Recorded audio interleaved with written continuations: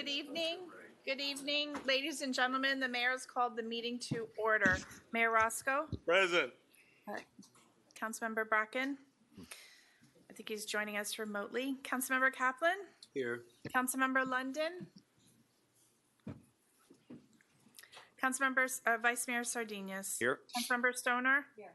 And Councilmember Vasquez. Here. Mr. Mayor, we do have a quorum. Thank you. Please.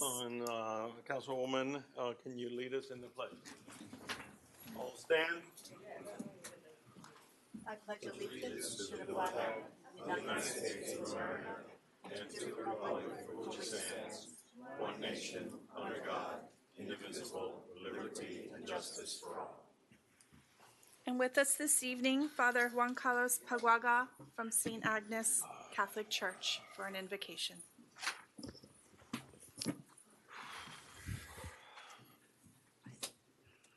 As we begin this meeting, let us take a moment to pause and seek God's guidance as we focus on the meeting ahead. We ask for wisdom and clarity as we make decisions that affect our community. May our discussions be thoughtful, our actions just, and our commitment unwavering to the well-being of all those we serve. Let us engage with respect for one another, spirit of collaboration, and a shared dedication to the common good. Let us place ourselves in the hands of God, trusting in Him for wisdom and opening our minds and hearts to His direction. Amen. Amen. Thank you, Father. The next item, Mr. Mayor, is brief comments by council. Yes, a couple of things. Our good friend and colleague, Michael Bracken, had a hip replacement, so he's going to try to make it on the screen at a couple of points in time here. And that was just this earlier this week or the end of last week. So that's why he's not with us at this moment. Also, we have, I'm going to take the public comments after we do the special presentations, because a lot of things are going to be answered by doing the special presentations. And we have a lot of folks here that would profit from that.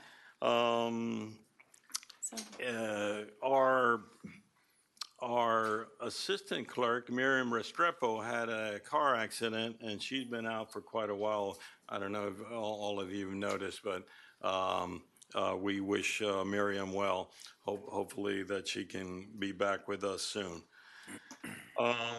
With that, anything else? I thought Michael would be bicycling over here. He's got hours to heal. Not quite. Just maybe another shout out to the incredible ladies from It Takes a Village. I know it was a few weeks ago, maybe even close to a month ago, but the event at the elementary school was absolutely spectacular and heartwarming. And, you know, we talk about It Takes a Village quite a lot, and it really does take a village. And I'm very proud that those young ladies are doing the work that they're doing. Thank you. Another shout out to the Florida Gators for winning last night. So chomp away. Okay, let's start. We have some students here, and we'd like to take them up first. Very important.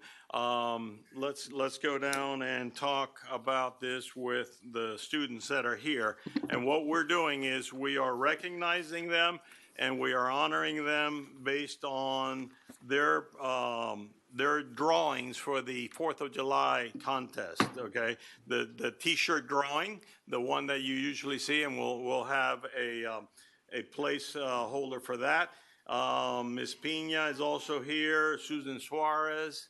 If you can come down here and let's.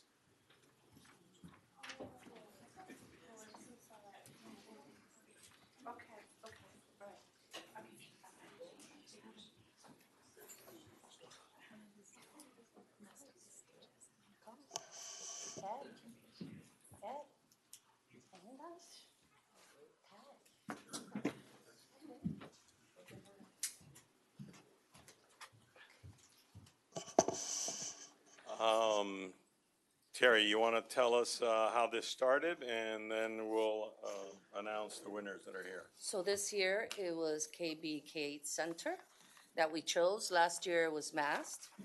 So these are the three winning drawings. In first place, here it is. The T-shirt's already available. All right? And Show it everybody out there. All right.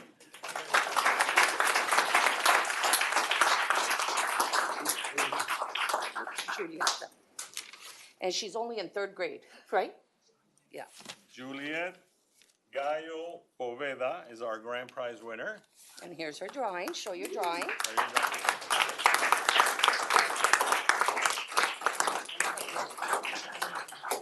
And second place, Elena Diaz. This is her drawing.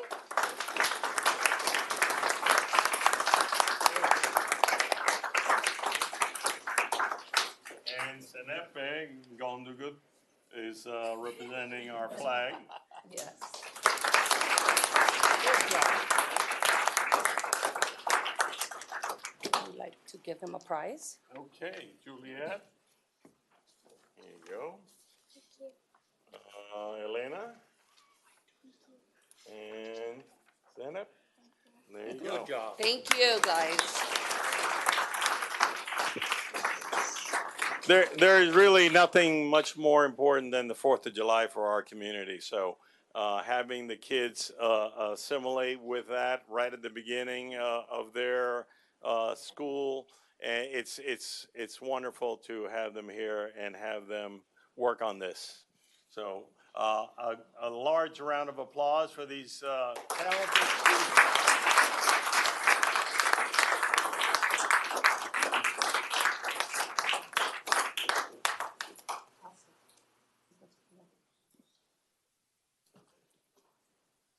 Smile.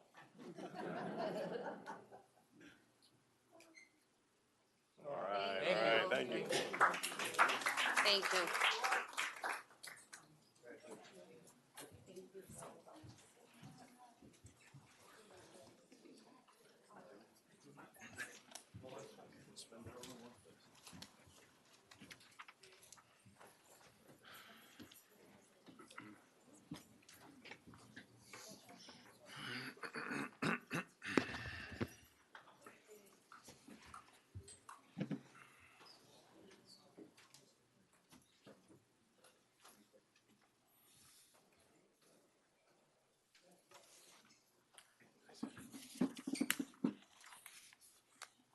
Mr. Mayor, you want to continue with presentations? Well, we were hoping to, the commissioner here. Well, why don't we do the next one? I guess that would be great. Todd, you want to help us out with this one? Special recognition for Key Biscayne basketball program manager and Christopher Columbus High School coach Andrew Moran.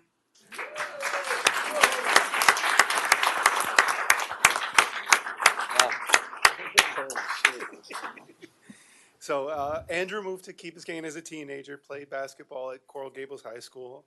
After graduating college, he founded Miami Hoop School, where he's trained several NBA players, including Tyler Hero and Tim Hardaway Jr. As a high school basketball coach, he's led his team to 5 state championships, 4 of them consecutive with Christopher Columbus High School. Most recently, he was honored as the Naismith High School Coach of the Year, and Saturday he coached his Columbus team to a national championship. Since 2022, Andrew has led the Village of Key Biscayne's youth basketball program. His dedication was evident when he brought players from his championship team to one of our local clinics to inspire our children in our program. For Andrew, working in Key Biscayne is clearly a passion project. We are deeply grateful for his commitment to the community. We thank him for his leadership, celebrate his many accomplishments, and look forward to his continued growth of our basketball teams under his guidance. I got to say, this is a real treat. This coach has the #1 team in the country. Okay, the #1 team.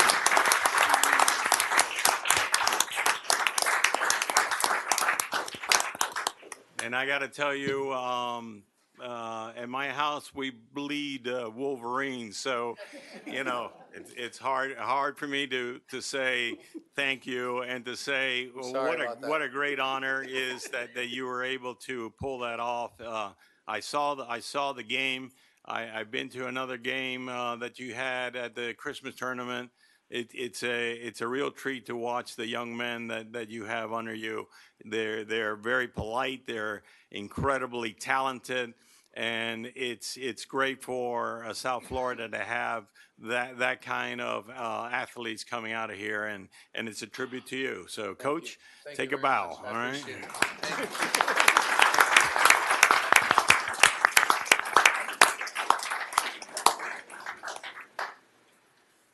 So it's clear that's not Michigan Wolverines. No, Belen.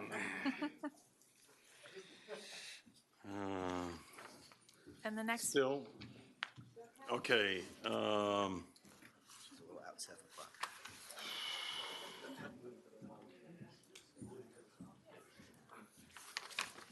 next presentation, sir? Yeah, let's do Mass Academy. Okay. Special presentation, Mast Academy update given by Lourdes Diaz and Dr. Michael Lewis with Miami-Dade Public Schools.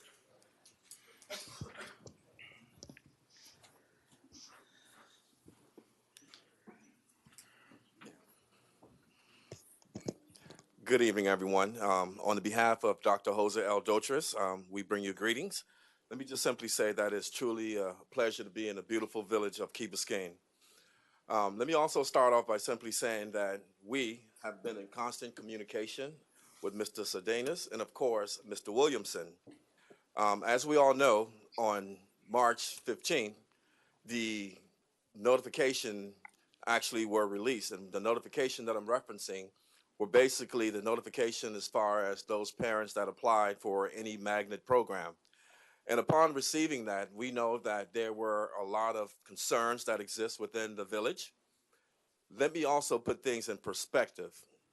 I should have started off by simply saying that we have every intention as far as honoring the interlocal agreement that exists between Dade County Public Schools and, of course, the village of Key Biscayne. You know, I'll reiterate that. We have every intent as far as honoring that interlocal agreement. But just to put things in perspective, once again, I would like to say thank you for everyone for being patient. However, just please keep in mind that it's only really been about 3 weeks. You think about it, from March 15 to where we are right now, and remember the school system itself was actually on spring break. So for a whole entire week, we were actually shut down. However, upon our return from spring break, the one thing that I would like to say has definitely occurred is the mere fact that quite a few parents from the village have actually gotten in. When we look at the actual bottom line, right now, we sit somewhere in the neighborhood of below 30, and that do mean 30 students that haven't been accepted that are currently on the wait list. Think about it. We are 3 weeks into this whole entire process, and as of right now, there are only 30 students that are currently on the wait list, less than 30 to be exact. Another concern that does exist is the mere fact that there are a few parents that have been accepted, but they haven't made their notification, or they haven't accepted the notification, the offer, I should say, as of yet. And that number is somewhere between 15 to 20 kids. So I'm standing here before you today, number one, to simply say that once we received notification that there were some major concerns that exist here on the village, we ourselves, along with the two gentlemen that I just referenced, and of course our board chair, Ms. Maritera Rojas, we've been actively looking to find out exactly what the issue is. And so I want to just simply stand before you guys today, say that yes, there was a programmatic error, and we have since stepped in and we have actually resolved some of the issues that exist. I think the one thing that we really need to talk about is more so from a proactive approach, what's going to take place between now and moving beyond in the near future. Some of the conversation that we've had is really looking and seizing on the opportunity that exists here on the island of Key Biscayne. You have a K-8 center, and I feel as if that there's an opportunity there, and we definitely need to explore to see what is it that we can do at the K-8 to be able to possibly attract some parents. But at the same token, we do acknowledge that there was an error, and we are saying to you, to the village, that we are taking steps to correct the error. from a proactive approach. A few years ago, under the leadership of Dr. McCoy, who was the former principal of Mass Academy, we had a mechanism in place. And the mechanism that we had in place, we used to do address verification. And so through the conversation that I've had with Mr. Sardinas and, of course, Mr. Williamson, we said to them that, you know what, this is something that we are definitely going to employ again.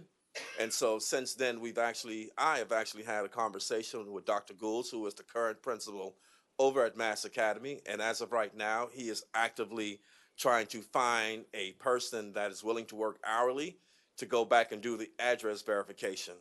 But just once again, if it means anything, and hopefully it means a whole lot, we stand before you today to acknowledge, number one, that there was an error, but number two, we're actively correcting that error. And lastly, I want to say publicly that once again, we are going to honor the interlocal agreement. And so with that, I pause. And Ms. Diaz, anything you want to add to it? Dr. Lewis, thank you for the introduction. There's not really much more that I could add to your explanation, but just to agree and to segue into one piece that I know we've had a number of discussions on is what my title at the school district. I'm the chief academic officer, so the academic programming choice programs fall under my purview. And so we've already had conversations, and again with Mr. Williamson and Vice Mayor Sardinas, and also with our board chair about what are some possibilities and considerations for particularly the 6th through 8th grades of the K-8. And so that's something that we're very willing and eager to explore as we do throughout the district at different schools, and see what are things of interest to the students that are attending there, and what could we do to make the offerings a little more robust. The K through 8 setting in general is a challenging one because there are smaller number of students at each grade level. So offering huge number of electives and things like that is challenging at any K-8 because there just aren't enough students. But it's a little bit sometimes like chicken and the egg. We need to offer more things to encourage more kids to participate in them. So it's certainly something, as Dr. Lewis indicated, that we're looking forward to exploring and taking ideas from the community, from the children. We've done that before where we give them like a QR code I was sharing earlier, and just to get some feedback about courses and things that would interest them that we can explore offering at the K-8 in the future. Thank you.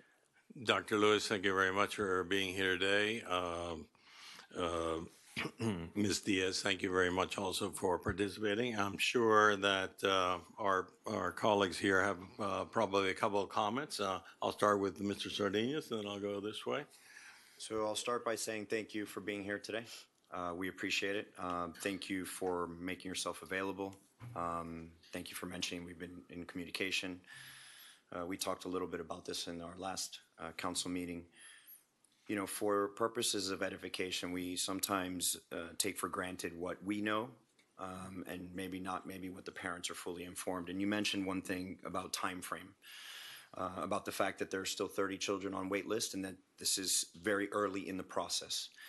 For some parents, it is not early in the process. It seems like an eternity, especially when there was what we call a deadline to accept offers from other institutions. And so can you kind of walk us through briefly what that time frame might look like, and what that expectation, and help manage the expectations of parents who right now, some of them who have only applied to MAST and maybe not any other school, are actually waiting for that approval, or at the very least an indication of, am I going to get in? Am I not going to get in? Because some of these parents are new to the process. Now, in my case, I know that many times in the past we've had wait lists all the way through December, even January of the school year. But since then, we've made huge strides in reducing that amount of time over the past 4 or 5 years. So can you walk us through what you're thinking as far as a forecast, or to help manage the expectations of the parents here? That's number one. Number two, we talk about programming and this idea that we had some great ideas on creating and helping build MAST out. I'd like to understand, what are the processes you have in place for communicating and educating parents of the process of, indeed, you have an opportunity to apply to many different schools. You have many, many options. And I say this because many of the parents I've spoken to only applied to one school, as I mentioned before, simply because they weren't fully aware, or they were under the impression that in previous years, it was just a foregone conclusion that they would get into Mast because it was their first choice. So if you could walk us a little bit through that, that would be very, very helpful. And then the last part is, when you talk about the resource for address verification, and I can share this with the residents myself in my own personal experience. There's so many things that happen between now and the beginning of the school year. There are parents that apply for the school that end up going potentially to private school and never call the school system to remove their name off the wait list. And so this person that we've had in the past, that over the last couple of years we haven't needed, technically, would actually call these families and say, hey, listen, it's the beginning of the school year. You're still on a wait list. Where are your children? Because they didn't show up here. And we've heard stories of, oh, sorry, I forgot to let you know. It's so important to stay in communication and to understand this process, because indeed there are a lot of children, even still 30 by this wait list, that this is their only hope to get into Mast. This is what they want to do. So if you can walk us a little bit about the scope of the work that this address verification human resource person will be kind of going through. And those are kind of the three questions. And then the fourth is, with regards to programming, we have an opportunity to bring our middle school and to create this idea that our middle school, just like our elementary school, is an A-rated school. It's an excellent school, and there's an opportunity to bring great programming. Furthermore, does that programming align with our true feeder school, which is actually Coral Gables and not Mast Academy? And so for the edification of some parents who believed when they applied that Mast was the Key Biscayne school, can we walk them a little bit through that? And I know it's a lot and we're trying to keep it brief, but I think it's very important for people to be educated and to understand, because with understanding comes calm. I mean, that's fair enough, and you did ask quite a few questions. So I'll definitely take question number 2, but if you want to start it off with question number 1, and then I'll chime in as well. So question number 1 was time frame? Yeah. Okay, just to be sure. So the process is when the acceptances, when the offers first go out, right? They are just that, just offers. And then they become acceptances, and eventually they become registrations. So to us, those are very meaningful words, but to parents, they're just kind of the same word, and I understand that. So we appreciate the opportunity to explain. When the acceptances first go out, the parents have the window is basically locked. The lottery process is locked. Nothing comes in and out, and it's frozen for that first initial window, and that was through April 3rd. During that time, parents can accept or decline a position, or they get waitlisted. So, for example, some parents can accept a position at a neighboring school. Let's say if this were for the high school, they accept a position at Coral Gables High, or for the middle grades, they accept a position at Carver. They can remain on the wait list for Mast Academy and still accept that position and keep it. Just to clarify, they don't automatically get removed off of wait list if Absolutely they accept not. an offer. No, they The only remain. way to get off that wait list is to call the school and tell them, please take my child off the wait list. That is correct. I no longer want to stay on the wait list. I enjoy this school where I am at, or I've made another decision to do something else. Great. So that is sometimes a common practice, is that the parents understand my first choice, I'm pending, but this is my second choice, and I'm willing to accept that. Sometimes they stay, sometimes they accept the wait list. And then that process continues to move through all the way, could be even up to December. Not necessarily here, but in other schools, the wait list never gets exhausted, some of our other larger schools. So during that time also, address verifications take place. So the parents that are our parents and have all their registration documents in place and are at Key Biscayne K-8 and we know their residents, we can have that, we verify that. Parent that may be coming from private, or that may be coming from homeschool or from a different environment that is a resident, would have to come to the school and provide those registration documents so that they can be verified. If they cannot do that, they basically rescind their acceptance. They cannot attend because they are not Key Biscayne residents. So that process is also taking place. And as those kind of come in and out, then students come off the wait list. Another way is, you mentioned private school. I'm not particularly in that world, so I don't know when the private school acceptances come out, but as openings occur in private school, if they are here and have accepted a position at Mast and then choose to go to a private school, that is another seat that opens. So it is an ongoing process. Honestly, this is in the trajectory of the school, this is a smaller number of students on the wait list. In years past, farther away, but the numbers have been greater and the school year has started still with students on the wait list. It's hard to predict because, again, we don't know how many seats private school are going to have. We don't know how many of the students may not necessarily be able to provide address verification documents, but we are hopeful that prior to the beginning of the school year, we should have all of the students in. But again, it depends on a number of other factors. As we discussed, there's always the potential that some students would not get in, even with all the seats completed. But with such a small number, it seems pretty, we're very hopeful that that number will be able to get in again, because it is a constantly moving. I think Dr. Lewis mentioned that there are offers to Key Biscayne residents that have not been accepted. So those folks may be thinking, I'm going to stay. If perhaps they chose Carver, you know what, I'm going to stay here and I'm going to attend Carver. Or, again, I don't know the private school timeline, so I may be completely mistaken, but if they are awaiting a position at a private school, that may be what they're waiting for. So those that have not been accepted will go to someone on the wait list. So there is a very reasonable possibility that there will continue to be a lot of movement from that wait list within even the next few weeks. But again, it's really on a one by one at this point.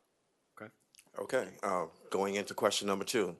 Let me first apologize. I know when I said that there are under 30 kids that are on the wait list, I didn't say it to come across as far as being insulting or anything to that extent. And, I take to heart the comment that was made. For a lot of these parents, this is it for them, right? So I truly acknowledge that. And hopefully I didn't come across as far as sounding harsh or anything to that extent.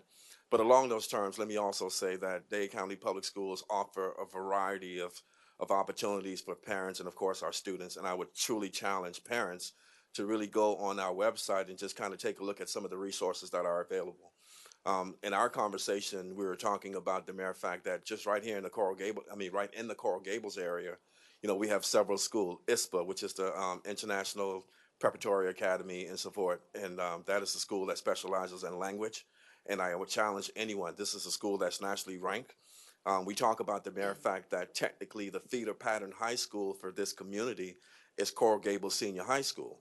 And I think a lot of parents, because sometimes, we come into certain situation, all we see is one particular school, and basically what we're doing, we're limiting ourselves.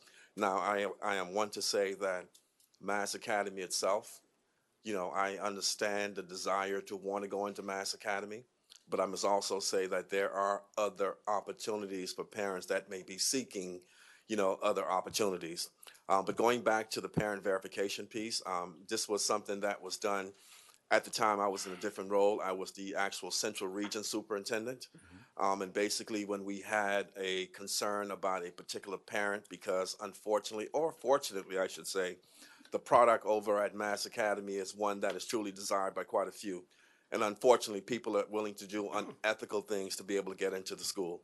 And so through the working of this particular hourly person and, of course, the ongoing communication with the school personnel leadership to be more specific, when we became aware that there was concern about a person that's attending the school that may not necessarily live in the community. And by the way, sometimes those concerns came from this particular group as well. When for a fact that there are people that may be attending the school that may not necessarily have a permanent address on Key Biscayne. Once we become aware of that, now we employ that person to go and do an address verification based on what's on file. And if that person or that family cannot produce the necessary documents, then unfortunately we are redirecting those families back into another school. And that action was being taken immediate. And once we start employing those particular services, that will be done as well. And what it will do in return, which in many ways will be able to free up some additional seats as well in all grade levels, not just necessarily in 6th grade.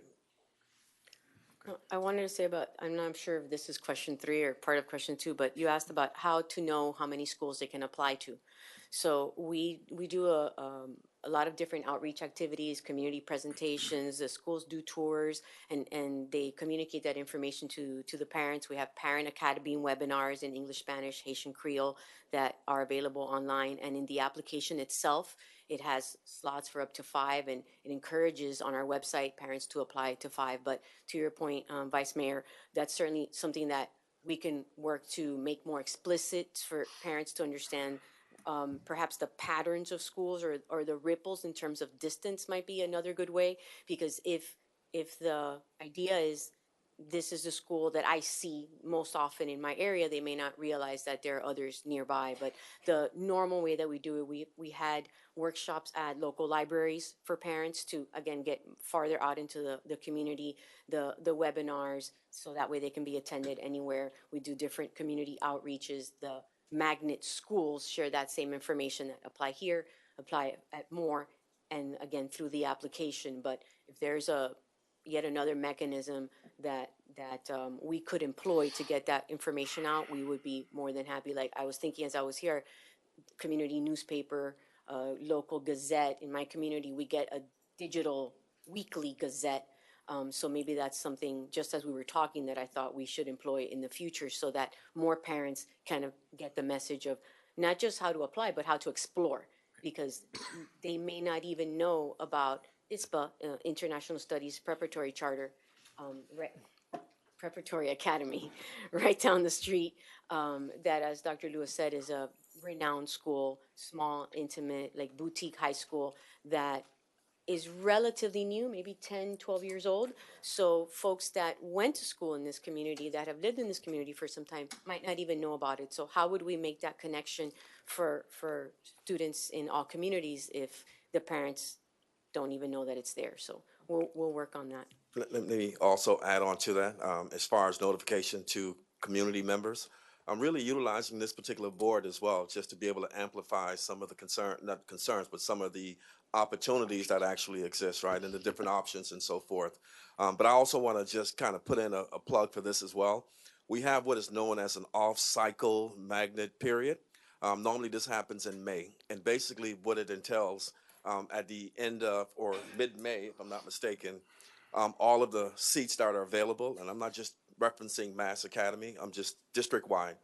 You know, around that time, any seats that's available for any magnet program, they get advertised and so forth. So henceforth, that's another opportunity that people can take advantage of as well. But I'll say it again, we will continue to work directly with this particular board. Of course, you and of course, Mr. Williamson, and to be able to address any current concerns and of course, any future concerns that may come up. Okay, Mr. Kaplan, and then Thank you, folks. I think to speak to one thing directly, which is the mini geyser of anxiety that arose in response to the notifications. The reassuring takeaway tonight is that this was a mistake, which is what we thought it was. This was not a repudiation. This was not an end game to circumvent the ILA. This was a mistake. So I'm sorry, things happened, but I'm glad that at least that clarification emerged. It puts this in a different perspective for some families. So that's useful and helpful in my opinion. I think it's been a while since we've been together, and we did a lot of creative work a while ago. For some period of time in the out years after New Mast opened, we were together quite a lot, and we were troubleshooting, you know, what we were experiencing on campus and the integration of Maritime and Cambridge and et cetera. And also importantly, testing the assumptions that we had built at the very beginning about the premise that not every family would choose Mast. And so a vibrant K-8 had a role, and the middle school really had to be morphed into catering to that subset of the population. And I'm curious to get back together and look at the demographics over these recent years and see whether those assumptions have changed. Among other things, I observed that our full-time population here on Key Biscayne has grown, and that includes a surprising number of young families with kids. Agreed, and let me just simply say that we would love to be the one to service those students as well. But no, going back to your comments, we're here today as a sign of good faith, and I say to you and I say to the board, we are open to coming and having those conversations, and maybe that's what needs to happen, okay? By having those conversations, not only can we prevent a reoccurrence, but hopefully we can, how should I say, develop a much better relationship and so forth moving forward. And I appreciate your comment about, it's been 10, 12 years now, looking at some of the trends, looking at data and seeing, well, where have families gone? Where have children gone? Have they come from the K only to Mast? Have they gone from the K-8 to Gables? Have they gone from the K-8 to private? And what are those trends, and what can we do to better address those trends and the needs of the community? There are probably a number of things that would be surprising to me to confront. I'm under the impression that the popularity of the private schools has increased rather dramatically in a very short period of time. And if that's the case, I'm sure that changes some of the assumptions that we built in 2012. Exactly. Agreed. One last thought. We had offered somewhere along the way to help with the verification process under the theory that we know our neighbors. And we also thought that it might be useful if this was compatible with your protocols to enable us to have a more direct participatory role in that sort of proactive communication after the application process had commenced, to remind families to pay attention, basically, what their options were and what the deadlines would be. Well, once again, we welcome that opportunity, and we will continue to work with the people here to make sure that that actually happens. Thank you. Okay, Ed, and then Nancy. Real quick question. When you offer an acceptance to somebody, how long do they have to reply to accept, reject, or do nothing? During the initial window, it's 15 days, 10 calendar days. That's what it was, right? So my apologies. So it was, it's 10 calendar days, but because spring break landed in the middle, that's why there was the extension So to if they April don't do 3rd. anything the first 10 days, they're done. They're dropped, correct. Okay, fine. And then going on Frank, would it help at all, as he said, that we are probably more knowledgeable of where people live and who are Key Biscayne residents, if the clerk certified our residents, and when they applied or when you gave them the offer, they sent a copy of that certification in, and would that take care of that? So it wouldn't be any hindrance going forward? Would that help? I mean, we still, for the registration, we need the actual documents at the school, so it would, But if you told us what documents are required, and we required those people to present them to us, and our clerk certified them, wouldn't that be acceptable? We don't trust the clerk. well, we have our processes too, and you have your processes, and we're both governmental We're trying to agencies, help. so I hesitate to answer. We can check with our council and bring that answer back, but, that we have our protocols, and with the registrars have legal protocols that they need to see the documents. The registrar herself, usually it's a female, sometimes a male, but we don't take them kind of by proxy, so. And finally, Frank, you negotiated this agreement with them. What do we do? In other words, what is due us for our participation in the agreement we did with the financing of the school? For purposes of this conversation and what really led this moment on our agenda to come to pass this evening, we negotiated an arrangement with the school to invest in public schools, both K-8, physical plant improvements, and curricular enhancements, and all the good ideas that we could think of. We front-end loaded the investment cost in developing the new building at Mast with some ancillary improvements. And in exchange, we were allocated 1,150 seats within the middle school, broken up between the middle school and the high school. 700. Correct. I think So it's, how many do we have now at Mast? Do we have all 1,150 ready? Is that correct?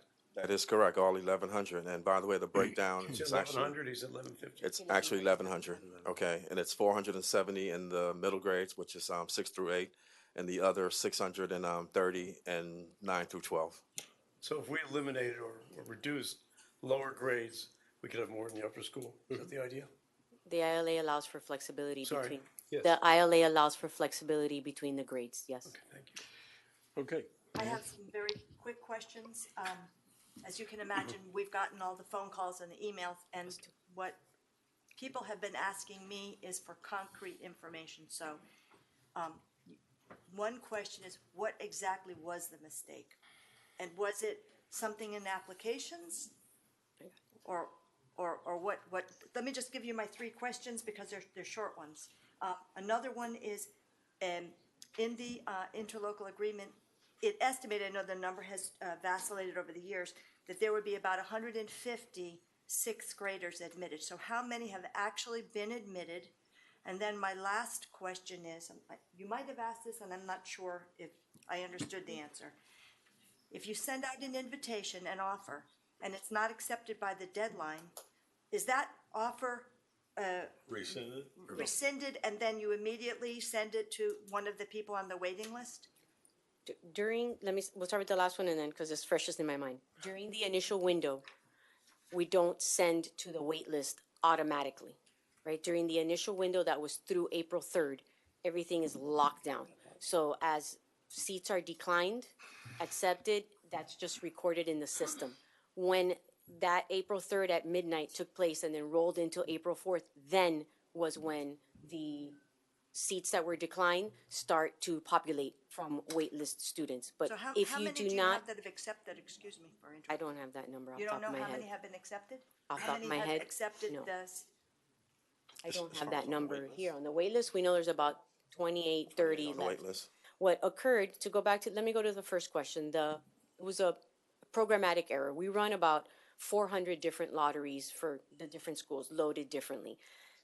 What the programmers have been able to determine is that in the initial round of offers, not so insufficient Key Biscayne children were extended an invitation. So they just didn't go out. So it was locked down during that time. Once April 4th came, a large number, the big chunk came on that day, and many, many parents received their acceptances on that day, or their offers.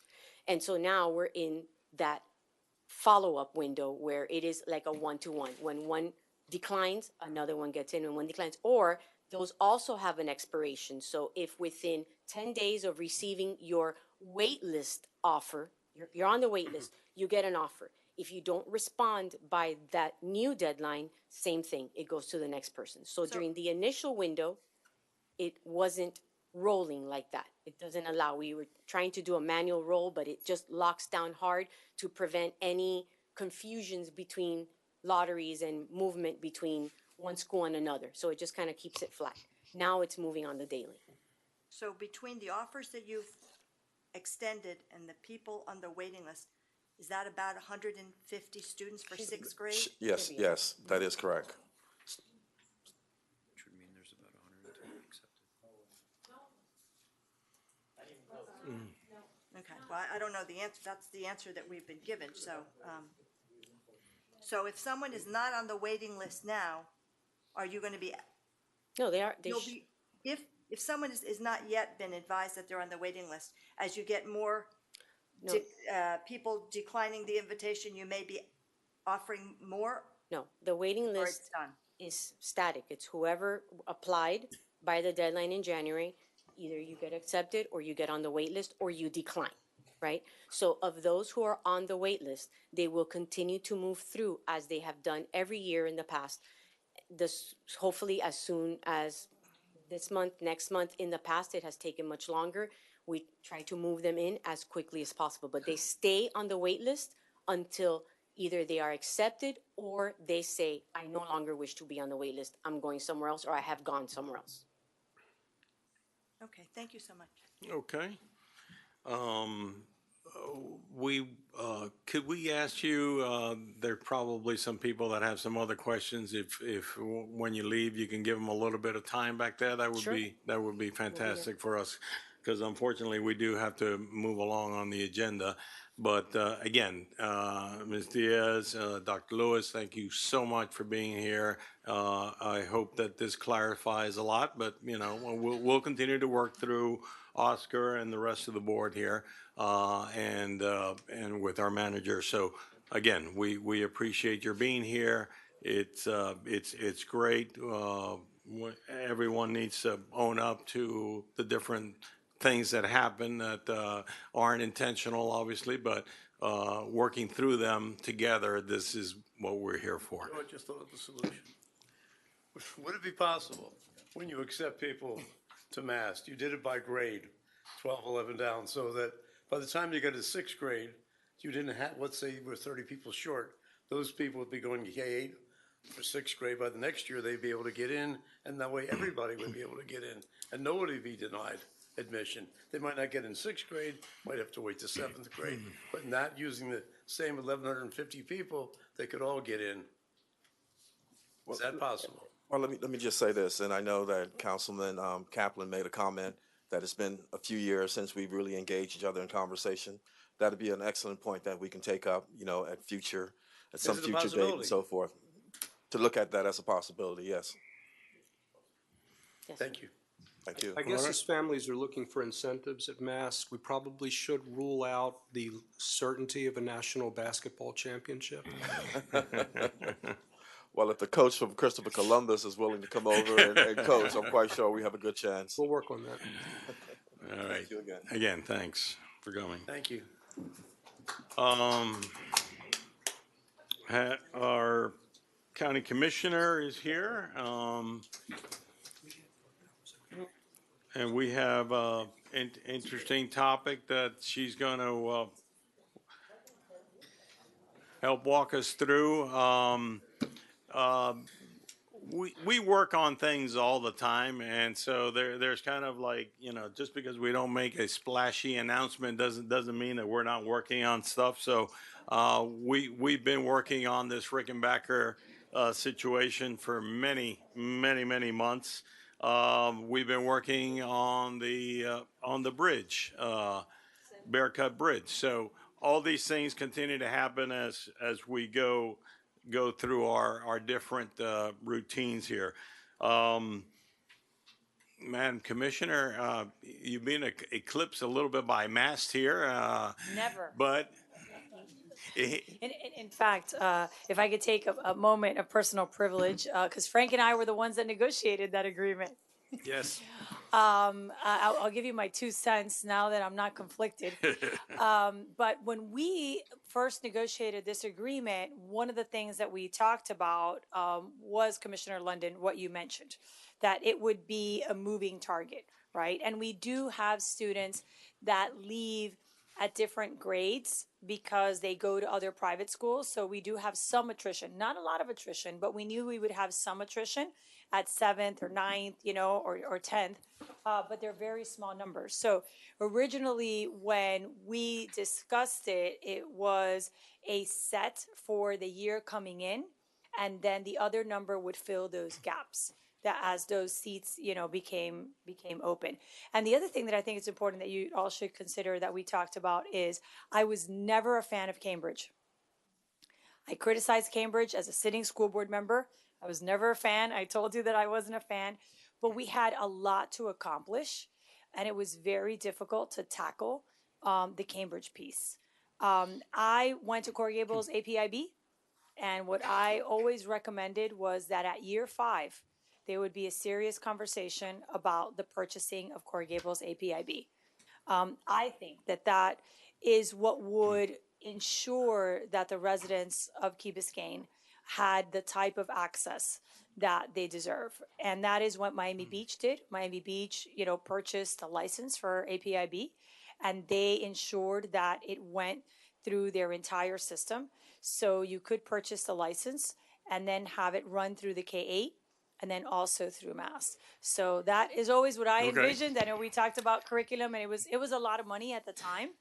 But, I think when we first did the estimates, Frank, we said, you would get a bump in property values of 15 to 22, and I think we saw a lot more Yes. than that. So, in terms of the investment that Key Biscayne made, I think, for 38 years you wanted a high school, and there's some growing pains, with this process. But I think it's just about going back to the process and establishing a process where every 3 to 5 years you check in, because you need to keep your eye on it, because there's fluctuations.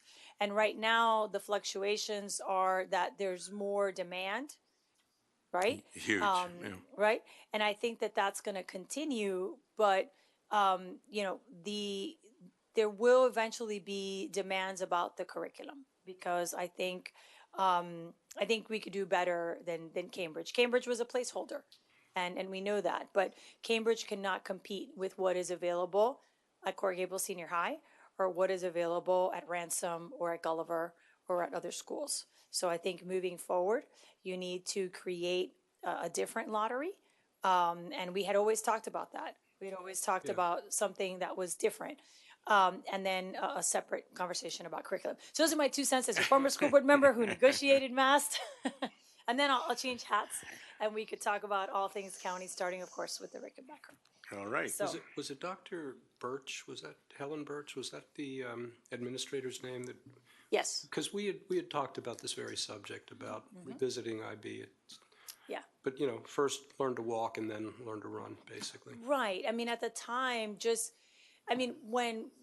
for those of you who don't remember, when Frank and I did this, like, they said that we were selling masks, and they came with the oars and the T-shirts, and it was very difficult to get the school board to understand this. And by the way, I believe that the mask model is the model that Miami-Dade County should have in all of its magnets. And I remember I said that, I preached that, and I think a lot of the issues that you're seeing at the magnets now, and the impact that they have on traffic, and their inability to get engaged PTA, and to get kids participating in sports programs, is because they do not have local seats. It's a very common thing when you move into an area and you have a school across the way, and a realtor tells you that, you have to apply for a lottery. That doesn't make sense. So I think that the way to course correct what's happened at the district over the last 10 years is the MAST model.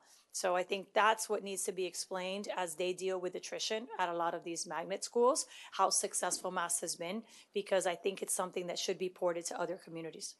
Good insights. Yeah. We'll have Oscar and Frank work on that. Perfect. All right. All right. So Rickenbacker. First and foremost, thank you all, and thank you for your patience. As you know, we've dealt with so many issues in terms of the backlog that Miami-Dade County had for Key Biscayne projects.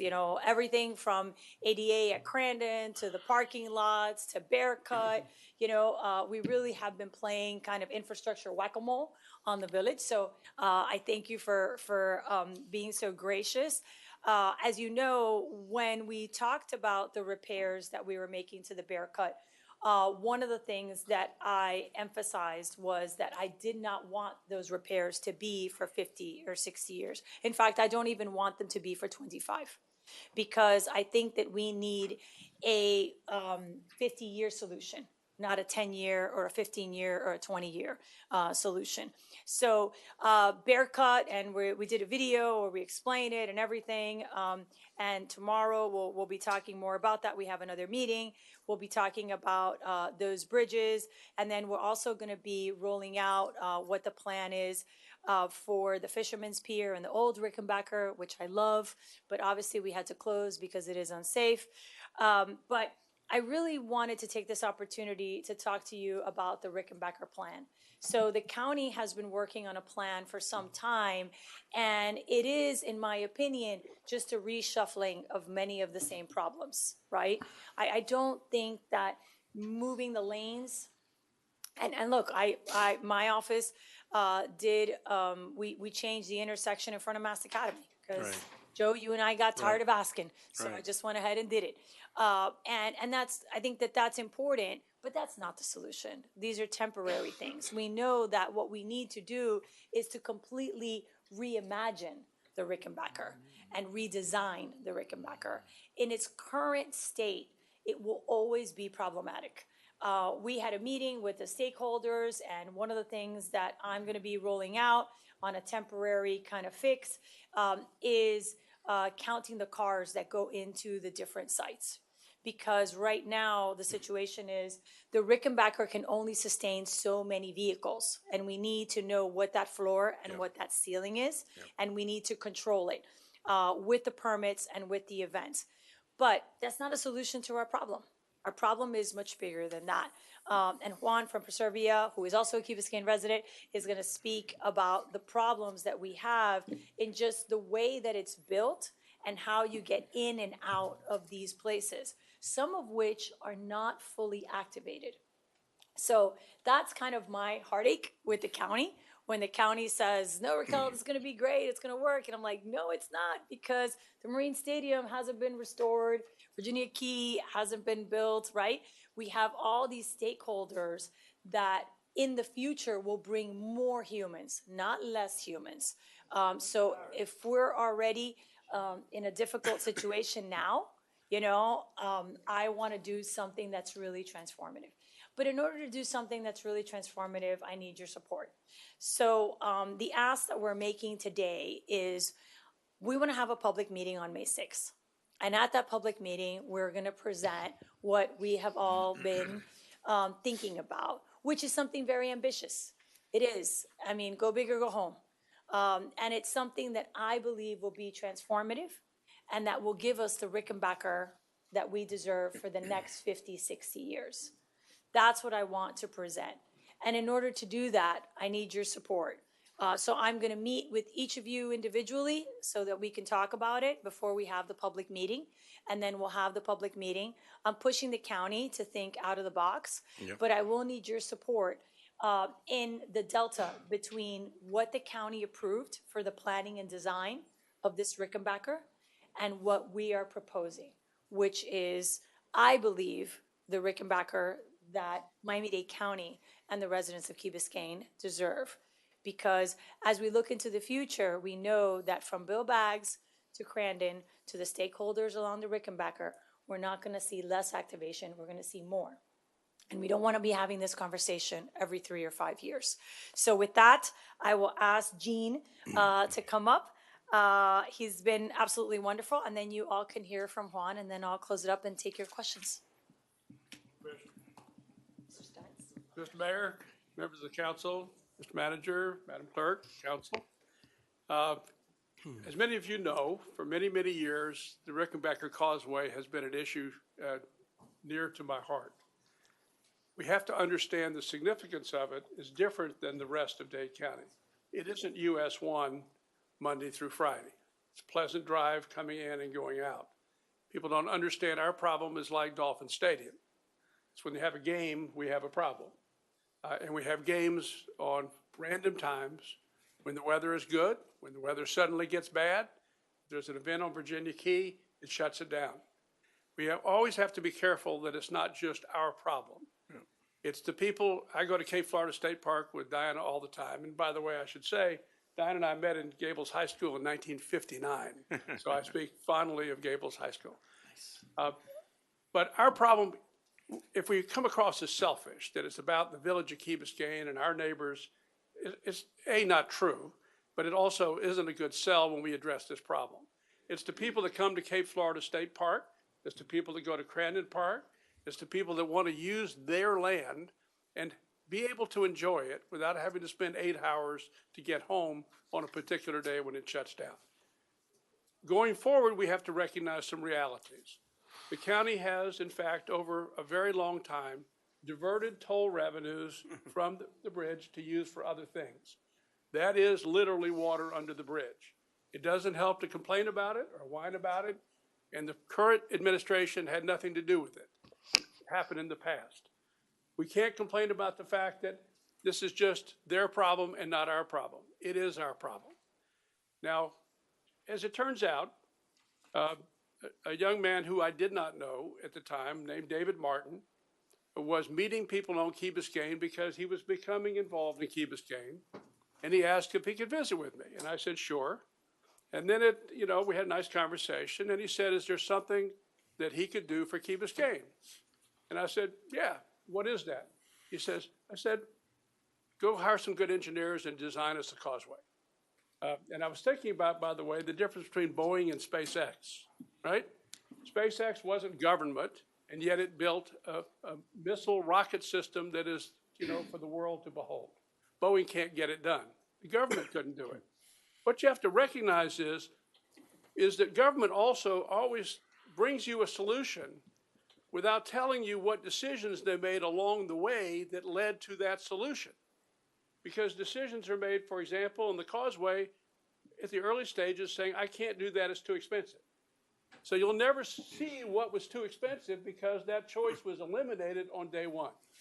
So what's happened in this circumstance is David, who I've gotten to know, a wonderful guy, and he's just been a terrific person to deal with, hired engineering firms and has been paying them to design a causeway. And he's been doing it without compensation. And I hesitate to say, by the way, does he get special marks for that? All of you work without compensation. I've spent how many years of my life working here without compensation, writing checks and not getting anything returned except what someone told me was psychic income. And David's going to earn a lot of psychic income for what he did. And what he did was to introduce a guy named Juan Mullarat, who I'm about to introduce you to. And Juan's here tonight not to tell you what the solution is, but to understand what the problem is. And let me tell you why that's important. The county has these things like outreach, and they'll go to a group and say, we've talked to you, right? But if you don't understand the problem, talking to you doesn't mean anything. If you don't know what a grade separation is, it doesn't mean anything to you. Now, you all have learned a lot about removing stormwater, right? Too much. Okay, yes. Well, when you build lanes of traffic, what are you doing? You're creating a stormwater problem. And if you have 9 lanes or 10 lanes of asphalt, you got a stormwater problem. And if you can do it without 9 lanes or 10 lanes, then that solves a water retention problem.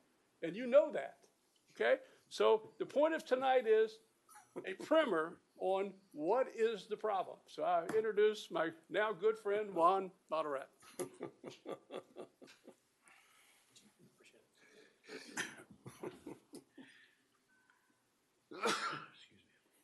No retention of water, you know.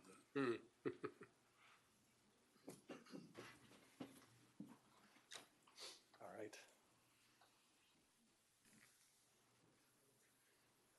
Good afternoon, council members and Mr. Mayor. Thank you for having me. I couldn't have asked for a better introduction. It's not true at all. But I am happy to have been a part of this team. As Jean and Commissioner Regalado mentioned, we've been working for a few months on what we believe is a potential solution that could take care of a lot of the ills that we have as a county. Because even though I'm presenting to you, this solution is not just for Key Biscayne. This is a solution, and it is supposed to be a solution, and it is supposed to be a problem that will create a lot of value for everybody in South Florida. As you all know, I'm going to show a few slides that are supposed to be somewhat of a preview or at least an introduction to what we are trying to all solve. You all live in a cul-de-sac. I don't think that's a surprise to anybody.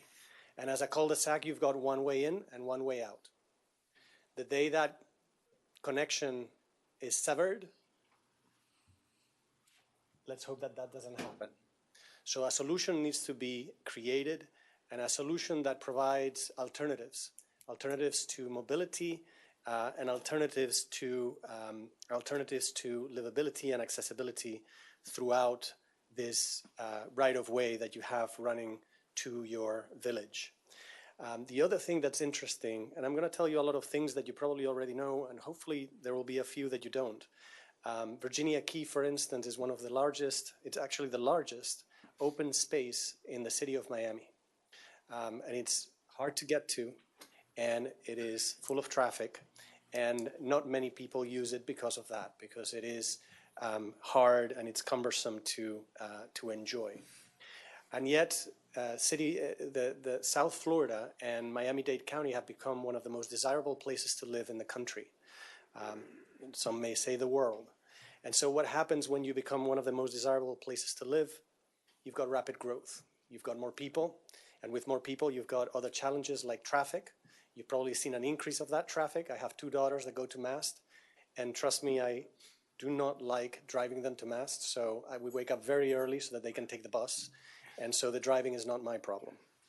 But needless to say, it is a problem that many people have, and it's a problem that needs to be resolved. And it's not just the amount of time that you spend idling your engine behind another car, it's also the amount, the number of dollars that this costs our economy. $3.1 billion per year in Miami-Dade County, just with traffic. So that is a problem. That is something that we could begin to improve by creating a solution that is holistic. And so we need to invest, and we also need to address our open space, because the more people that we have, the less space we have to enjoy per square foot per person. In Miami-Dade County, we have 166 square feet of open space in total per person. That is one of the lowest in the country. So every little bit of open space that we can improve, and any little bit of open space that we can increase in Miami-Dade County is precious. And we're better than the beach, right? We don't have many of those that are public in the city of Miami and generally in Miami-Dade County, and this is a great opportunity to improve a waterfront space. The other aspect that obviously we need to discuss is how many accidents we have in Florida, in Miami-Dade County, and that is something that this solution needs to address. A safer and more accessible way to move through the key and also to the key. We have today 40,000 cars going through the key, 28,000 of which don't stop in the key. And so there is traffic there that gets slowed down, that is trying to get through the key because 32,000 cars are moving in and out of the key. So we have different reasons why people move through the key. And if there was a way to begin to differentiate the type of movement or the destination of vehicles and bicycles and pedestrians, we could potentially improve the fluidity of that mobility, and both the access to the key and through the key could be improved dramatically. And so in addition to the fact that the Bearcat Bridge needs an overhaul, the Bearcat Bridge, as you see in the slide, I hope you can see it. Right, it looks better on the screen. But it was built in 1946, and it has been rebuilt and improved over time. You can see in the slide in 86 it was improved, in 2014 it was improved. But in essence, we're improving a 1946, I wasn't born there then, and I don't think many of us were. But in essence, we are improving a bridge that is from 1946. And so it's time to make a serious overhaul for it. And as we do so, it's the perfect opportunity to then increase that investment, not just for the Bearcat, but as it moves into the key, so that the solution, again, is looked at holistically. I'm sorry, are you waiting? I have a couple of questions. I know you're going to go through a big presentation, but there were a couple of things I wanted to ask you, if I may. Sure, I can go either way. I just do you want me to pause and you just want to ask one questions? quick question. You mentioned the ADT being about 40,000 vehicles per day that come in, but is it fair to state that those 40,000 vehicles that enter right at the causeway, they filter out, and by the time you get to Key Biscayne is 15,000 or so? Is that a fair number to assess? On a daily basis, the average the average that we have seen from DOT is 40,000 through that enter, but once they pass through and once they get beyond the Sea Aquarium and the marina, et cetera, It reduces. It reduces. They go to the That- park, okay, they go that's to the an marina, important etc. detail. These Yeah. these are not all the vehicles that get to your village. These are Right. vehicles that are going through and to and from the quay and through the quay. It's a And, total of and 40,000. it works the other way around. You start with about 10,000 vehicles and then it starts piling up, and that's why you get the backup. It's, would this study be incorporated, or whatever you're going to be presented, is this also going to be taken into consideration for the PD&E for Bearcat, whatever we propose at this point? Well, Is your intent to work in? our intent is to coordinate and to make sure that whatever we do is coordinated with the other efforts, for sure. Yeah, that's very important. Okay, fair enough. I didn't mean to interrupt you. I'm sorry. I just want to make sure we got the numbers correct. Would you like? Please go ahead. Continue? Okay. By all means. Again, a few things that you probably already know. There's 4 major intersections, 2 of which have lights. And if you look at one of the intersections, this is the one in front of Mast, you've got 17 points of friction with bicycles. And you've got an average, especially at the intersections. And I'm going to show you one which is signalized and the other one that isn't, 9 lanes of traffic. That's a total of 128 feet of asphalt dedicated for vehicles and 10 feet for bicycles. So that's a really an imbalance in terms of the mobility, considering the amount of people that the amount of bicycles and pedestrians that go through the quay. In front of the Marine Stadium, you've got the same amount of the same number of friction points, 17, the same distance. The one big difference is that there is no way to cross today from one side of the quay to the other. There's actually only 2 places where you can do it, which is the 2 signalized intersections. Again, a missed opportunity given the fact that we have a tremendous asset. You could risk your life, though, right? Trust me, I fear for my daughters because when they take a break, I haven't seen them do it, but I hear that they do cross. And you know, the intersection has been improved, thankfully. But still, you know, 11, 12, 13-year-olds crossing a major highway is not something that I look forward to. So it is scary. So grade separation really is one of the very few solutions that one could consider. And what grade separation, as Jean was saying, we would like to expand more on as we move through the project.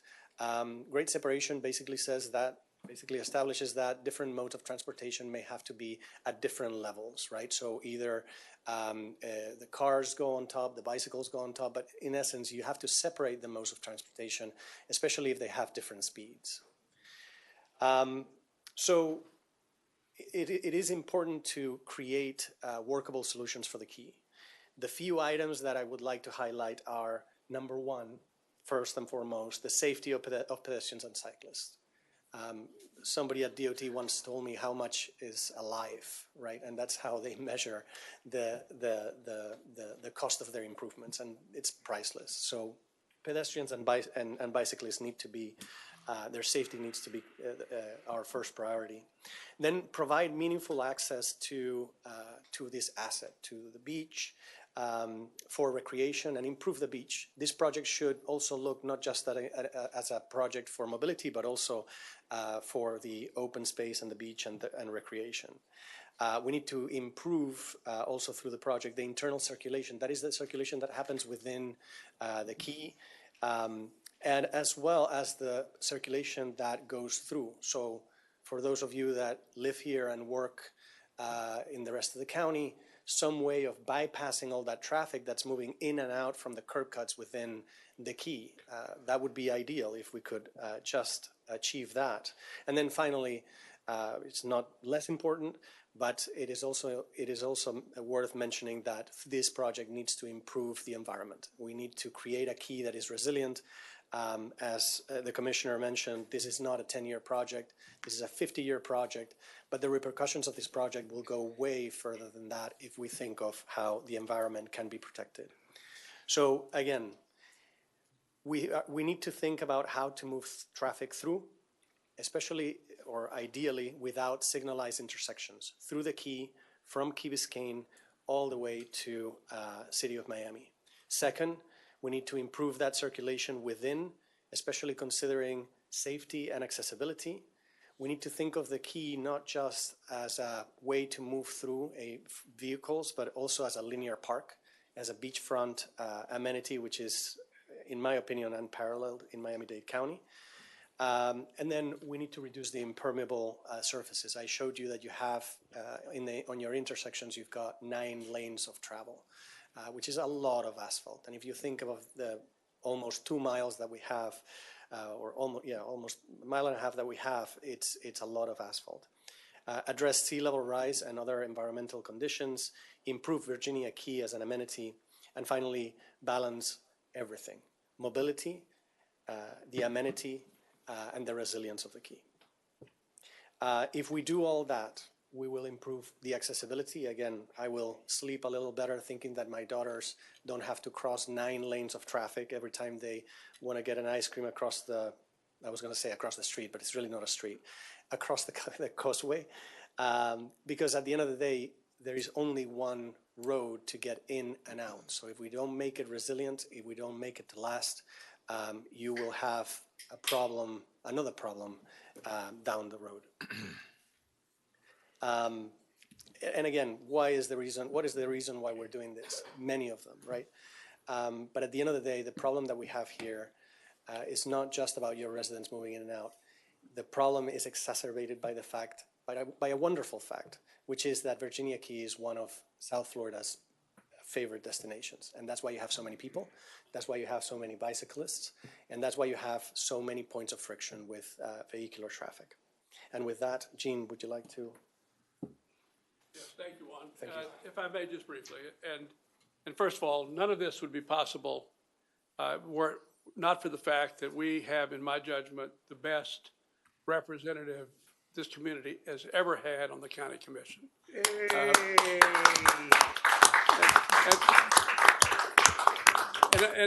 And I don't recall ever saying anything like that before about an elected official in Dade County. And including one of my law partners who was the county commissioner for this district. I haven't forgiven him for his term. But it's possible because Raquel Regalado is interested in it and she listens as well as talks. She talks pretty well, but she listens too. What Juan has said is, this is essentially the teaser. This is what the problem is. The solution is, I think it's going to blow your mind. It's a logical, rational way that's going to make our lives better. It's going to make all of Dade County enjoy what we have more frequently. It's going to cost money. And the fact is, there are going to be issues. I'll give you one illustration of the issue. There needs to be a new Bearcut Bridge. How high should it be? Yeah. The county's view is it should be at the same height that the existing bridge is. Yeah. My view is 10-foot storm surge plus 15-foot wave tops makes that an unacceptable alternative. But that is the kind of conversation that needs to be had soon. Exactly. Because the fact is, it is the only oceanfront bridge that Dade County has responsibility for.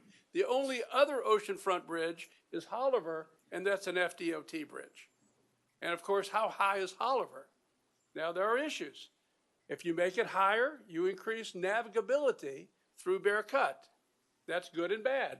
The good is it's going to save a lot of fuel for a lot of boats that are having to go all around Key Biscayne. It'll make it quieter for everyone who lives on South Mashta because of all the boats going out at 5 in the morning. But it's not today marked as navigable waterway.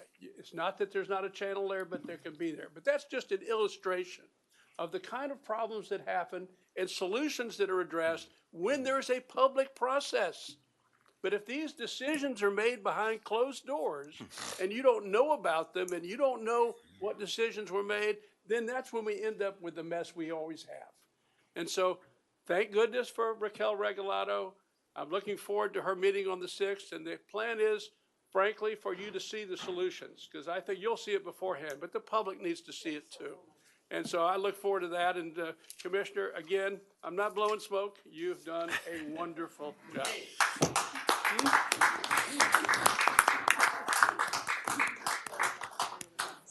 You're the best. Thank you. Thank you so much. And listen, just to wrap up, we wanted you to hear about the public space and the conflicts, because we all know about the bikers, right? We're all painfully aware of all of that, of all those conflict points. But Jean's point about grade separation is so important, and we've talked about it at different, whenever we have these issues. But from now to May 6th, what I want you to do, and to the residents that are here and that are watching, is when you drive on the Rickenbacker, imagine it being more than just a bridge. So that's what we want to do. We want to make it more than just a bridge. It could be so much more. So it is ambitious, and we couldn't do it without Jean, without David, without Juan, but we've been working very hard, and we're excited to bring you some ideas and to hear your ideas, because it is a process. And we just want to do so much more than what the county has already done, because this is a magical place, and I want it to remain a magical place for generations. So. All right, thank you very much, and we look forward to want our me on fluoride? interaction going forward. All right. Do you want to do fluoride?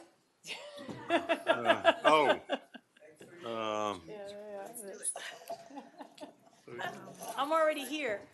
Okay. Frank? Should we set the agenda? Yeah, why don't we? That seems efficient. Yeah. So really quickly on fluoride, I've been visiting the cities yesterday. Palmetto Bay took an official position. A few minutes ago, Pinecrest did so also. So thank you for taking it up, number one. My position is that, and as I explained to the board when we had this meeting, number one, the regional government that I am elected to be part of does not determine what should be in water or air. That is a federal issue. I say that as an attorney, as an elected official. I have been the chair of infrastructure and innovation for 5 years, overseeing water and sewer and our lovely central plant, and ensuring that we comply with the federal and state regulations, specifically with ocean outfall. And as a county, the decisions that we have made are decisions like we do not participate in toilet to tap, which is a state law that is allowed. I know, sigh of relief. You don't have to worry about it. But there's a lot of decisions that are made at the state and at the federal level, and what we do is just comply with them or decide not to participate with them. 10 years ago, the federal government lowered the amount of fluoride in water to what many consider a de minimis amount.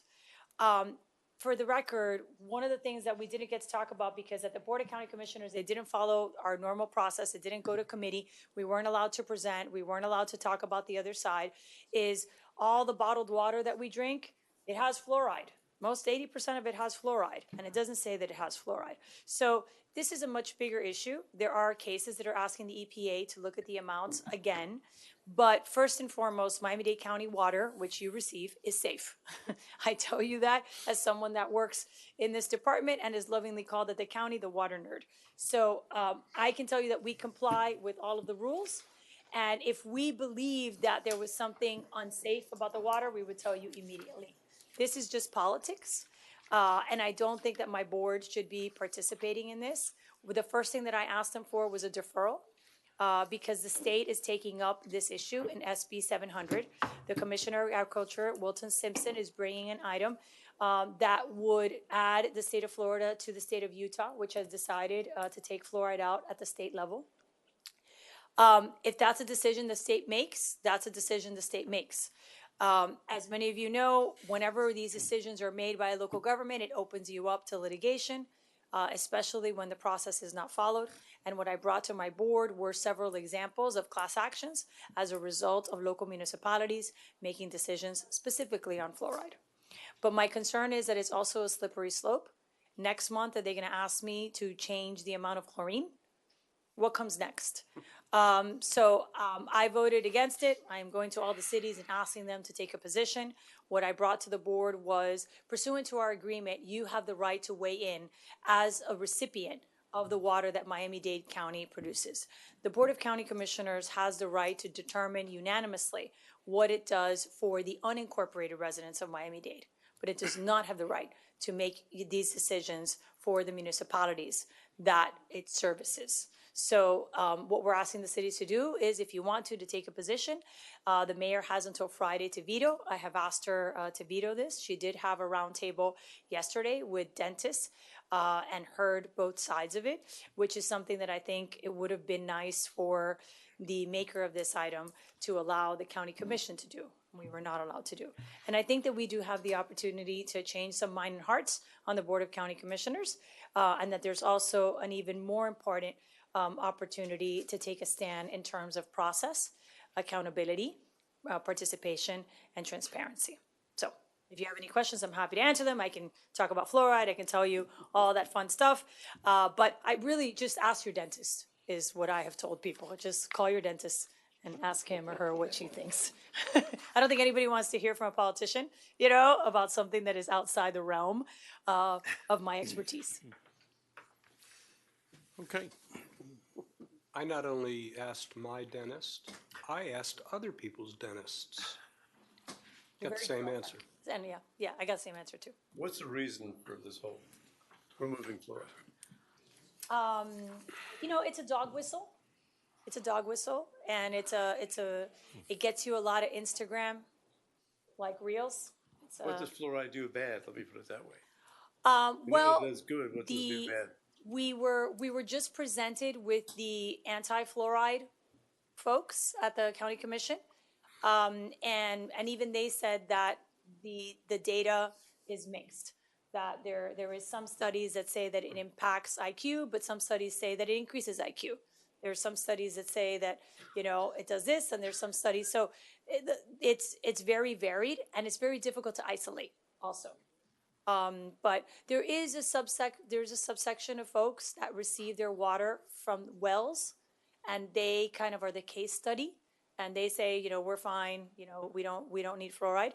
And that's what Tallahassee has focused on. So Tallahassee has taken this through 4 committees. It actually went through its last committee, and it's going to the floor of the Senate.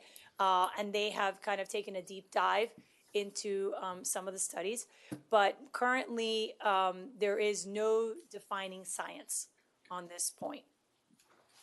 Thank you. I'm not sure that this is fully accurate or completely responsive to your question, but what I heard from the Surgeon General was either the same thing or a similar study that we heard from the Secretary of Health and Human Services, which had to do with an assessment of a rather high level of fluoride. Much higher than what's in our water, much higher. Much higher than is anywhere, right, including occurring naturally, and a correlation with autism. Right, yes, which I take personal issue with. And by the way, if there were such a correlation, right, the fact that you're telling people to add their own fluoride to water is even more dangerous, right? Because that happened in real time. It was, it's one thing for us as a department to test and add chemicals and continue to test them, right? And then if you disagree with that, you can buy a filter and take that out, as opposed to taking out chemicals and then telling people to go add them at home. That's a lot more dangerous. So just something to consider. There was some confusion there about how that would break. So. Thank you. Thank you. All right. Thank you all. Thank you. Thank you.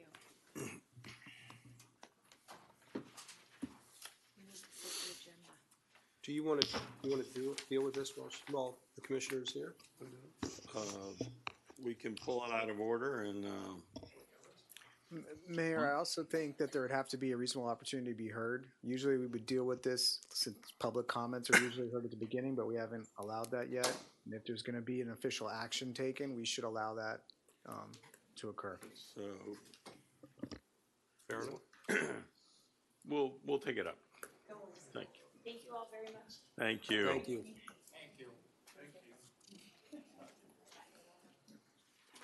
Okay. So the next item, Mr. Mayor, is public comments. Here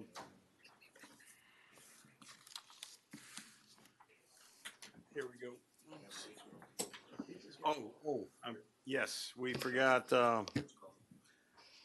You want to do the presentation. Ritz-Carlton Yeah, presentation? let's take the presentation. They've been here, and it's has a little bit of an impact on Key Biscayne, so we want to hear about it and educate people on what is going to happen there.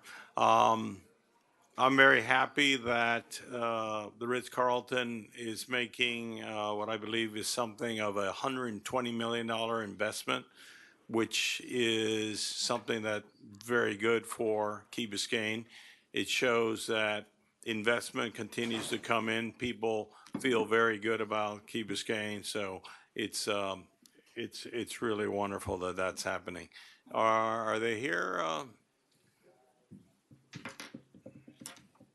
The Ritz-Carlton renovation project update given by Ignacy Puig with GenCom. No, Ignacy's not here. Yeah, so. I'm not Ignacy Puig. My name is Gary Lake. I'm with GenCom. I've been with GenCom and involved in this hotel since 1999, so I'm somewhat of a historian for the hotel.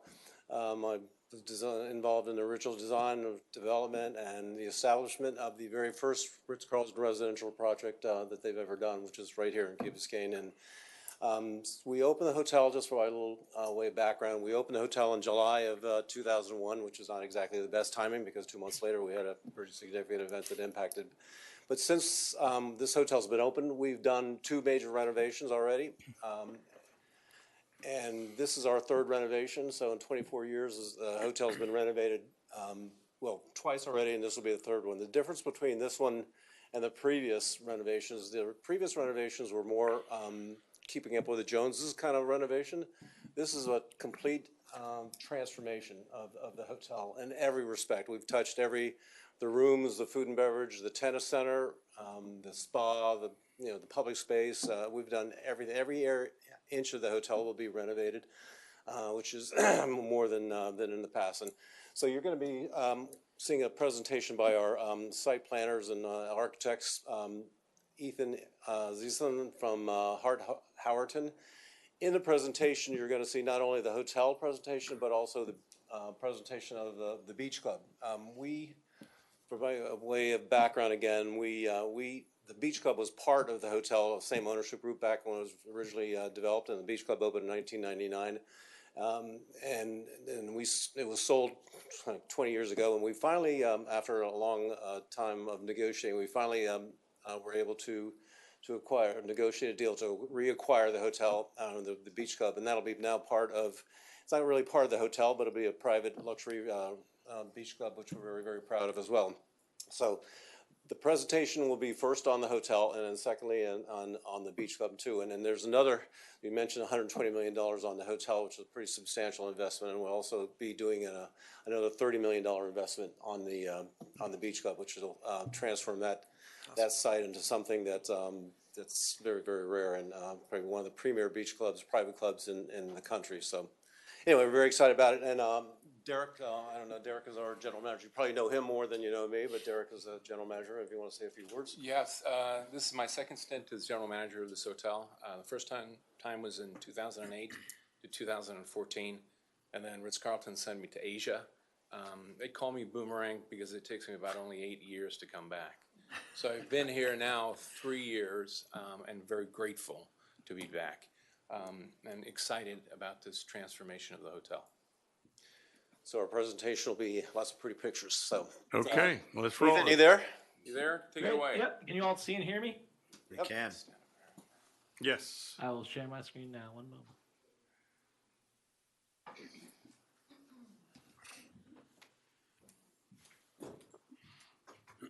Can everybody see the screen? Yes. Great. Well, thank you all for the time this evening. Thank you for the introduction, Gary. Gary said we're just going to go over a brief overview of the project. Starting with how we looked at the site holistically, the improvements that we're making to the public spaces at the Ritz-Carlton Hotel, and what we're doing at the Grand Bay Club Cabana site. So looking at the PUD holistically, you have Crandon Boulevard on the left here. You pull off onto Grand Bay Drive. You see the existing villas here at 17, the tennis center at 15, the hotel here at 10, 9, 14, and 12, Tower 1 and Tower 2, beachfront condos at 8 and 6, and the beach club here at 1 and Cabana site at 2. as we've been talking about, there's improvements at the hotel, there's going to be improvements at the beach club, but these improvements, they're not pick and choose. They're looked at holistically, so that the sum of them is greater than the sum of their parts. They're really meant to holistically improve off each other. We're not looking at anything in isolation.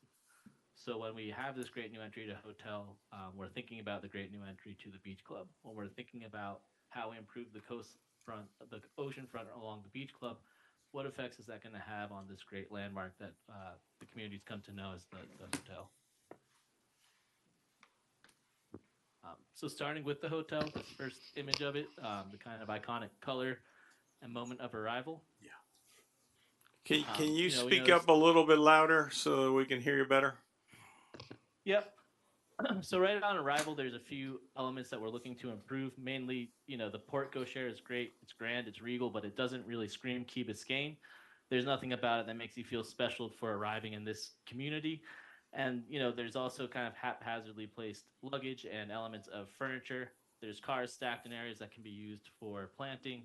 And, you have elements such as slippery pavers that, that's your first touch at the hotel, items that you might want to address as a first point of contact. We've gone through a bunch of elements such as this, everything from the arrival to the central lobby and amenities zone, all the way out through the courtyard.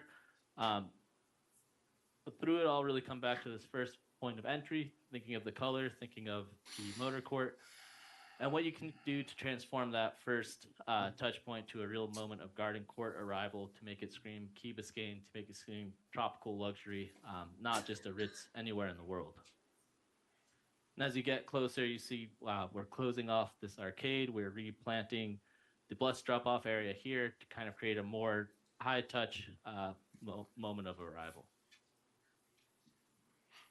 Once you get under the port cochere, which today, again, is just a Ritz-Carlton port cochere from 2001, we're proposing a more island tropical environment with a stick frame, tongue and groove finishing. And again, with a moment of glazing that drags you into the lobby and out through to the ocean view on the other side. On the other side of the hotel is the courtyard. Right now it's very, very bright out there with kind of linearly aligned space. That's not the greatest for gathering. There's moments where people sit and relax out here, but they're not designed as such. They're kind of water features today. We've gone through the same process, kind of identifying the pain points within the courtyard and sketching through schematic design options and bringing them up through digital designs of what exists today and what could exist tomorrow, and what will exist tomorrow with more vegetation, more areas for seating, more elements of shade, more moments of discovery, arrival, and being sucked through with this large glazing element that's going to be reconstructed at the courtyard. Here's an aerial image of that reimagined courtyard. And whereas here you see today the planters with the integrated fountain, an element that could actually be interacted with by the public, trellises with swinging seats under. And of course, a new fountain element to center the courtyard. Flipping over to the beach club side, I started the presentation by saying we were thinking about the site holistically. If you stay down here at the south of the page with the hotel, you see you enter straight at that new moment of arrival, that port cochere. You go through to the central courtyard. You're out at the event lawn.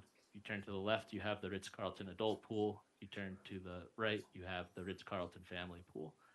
This kind of dumbbell pattern with the adult pool in the blue and the more active pool in red, we tried to mirror flip up here at the beach club, situating what we're calling the Oasis pools, which will have more of an adult pool experience, adjacent to the Ritz-Carlton adult pool, centering a tranquil lawn in the middle of the beach club coast program, and then keeping the existing pool deck, that pre-existing area of activity as such, as kind of that more active zone, all of which is being tied together by this kind of spine along the ocean front. Again, just like the hotel, we want to celebrate what's already there. It's a really special environment you all have in Key Biscayne, and we want to celebrate that natural planting. You know, part of what you have on the site is that grape planting, the grape gumbo limbo, and other vegetation that's really well grown in for being so close to the ocean. You know, unfortunately, the landscape is just studded by these small enclosed cabanas, which today have functionally become storage units across the landscape. So taking all that together, really what we're trying to design around is the existing beach club building and pool deck, maintaining views and reducing noise for the residents at Tower 2. There's condo owner easement pass through where we will be developing the new cabana site. And we want to keep as much of that existing canopy tree as possible. It's really great vegetative fabric. So here's the plan of the cabana site as it stands today. As you can see, it's about 54 of these individual cabana structures, which tally up to over 12,000 square feet of enclosed space. And our proposal is to radically reduce that amount of enclosed space, replace that with exterior covered space, so open space which air and floodwater could flow through, as opposed to that enclosed flood-resistant cabana structure. Producing a new Oasis Pools area down to the south of the site and a Tranquil Lawn area to the north of the site. Of course, the existing Grand Bay Club at the top of the page. The Tranquil Lawn is imagined to be just that. Cabana elements situated within the larger landscape where you can bring up a chaise or a lounge chair and read.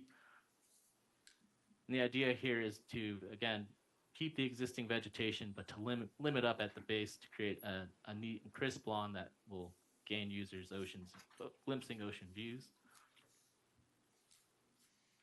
At the Oasis Pools, again, it's a lack of an enclosure and really celebrating the natural landscape, albeit with a hard cover in areas. Here at the main Oasis Pool, active pool, you see this organic shape with chaise, keeping the existing stands of sea grapes where we can, and creating elements of hard cover, such as the Oasis Dining Pavilion that you see over here to the left. Here's a shot of the adult pool over to the very south of the site, adjacent to the Ritz adult pool, further south of that. And you see one of these cabana structures that we're standing under here, looking out towards the Atlantic Ocean. Finally, one last shot of the adult pool, looking up at what the possible concept architecture for this area could look like. And that's a brief overview of the project. Gentlemen, you want to come back to the, Thank you, Ethan. Thanks. Thanks. Thank you. I guess everybody wants to know is when are you starting? When do you think you'll be finished? Let's talk about the amount of workers and how you're going to get them in and out. Those are the kind of things that I think people on the council would like to hear also about. Well, we're shutting down the hotel May 1, and it'll be shut down for 7 months. We plan to open back up on December 7th, roughly, plus or minus a couple of days prior to the high season there. And as far as traffic goes, we're gonna be shutting down the service lane, which is behind the tennis courts. I'm not sure you're familiar with that. Yeah. I'm using that really will be strictly used for construction. So there'll be very few construction vehicles on the main drag there. So it should be actually the reality is we probably have more trucks going into the hotel with supplies and everything else today than we will during the construction, because there's nobody going to be in the hotel for 7 months. So it'll be pretty vacant. We won't have any supply trucks going back and forth, just a couple construction trucks. There's not that much actual construction going on in the hotel as far as building. Most of the construction is involved inside and the interior, so we'll have to do the facade, the painting and the roofing and that kind of stuff. But in terms of any new build or anything like that, there's very, very little of that. So I don't know if you want to talk a little bit about what's taking place during the closure, or as far as employees go, and So we have a pretty robust plan for our ladies and gentlemen. We've already placed all of our leaders and task force and other hotels within Ritz-Carlton. we're starting now on the ladies and gentlemen. There are 11 hotels in the area for Marriott that have stopped hiring from outside, and therefore giving our ladies and gentlemen the opportunity to apply for the positions in their hotels, with the understanding that after 6 months, they will be coming back to our hotel. We're in that process right now. We're speaking with the village manager about positions within Key Biscayne, but we're also talking with Lowe's. We're also talking with other hotels. We placed a number of people at other hotels as well. So we believe that for those that want to continue to work, because there's a number who are going to want to do a leave of absence, those who want to continue to work, that we will find a place for them. We anticipate when we come back that probably 85% of our ladies and gentlemen will be coming back. It's mostly the people that are last in that have no loyalty to the hotel that will probably find permanent jobs elsewhere. So we believe 85% of our ladies and gentlemen will be back. I guess everybody wants to know, is Gino going to come back? Gino is. Gino's there. Gino is. I talk to Gino every day.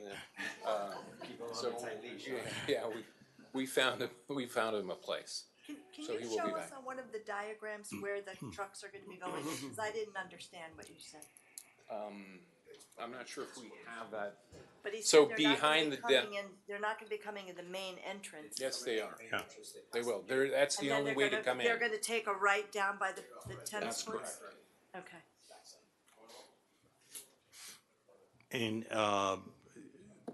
did I hear you're going to have, what, 300, 400, 500 people working on the...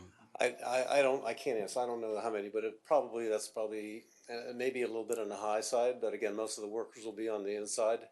Very little outside.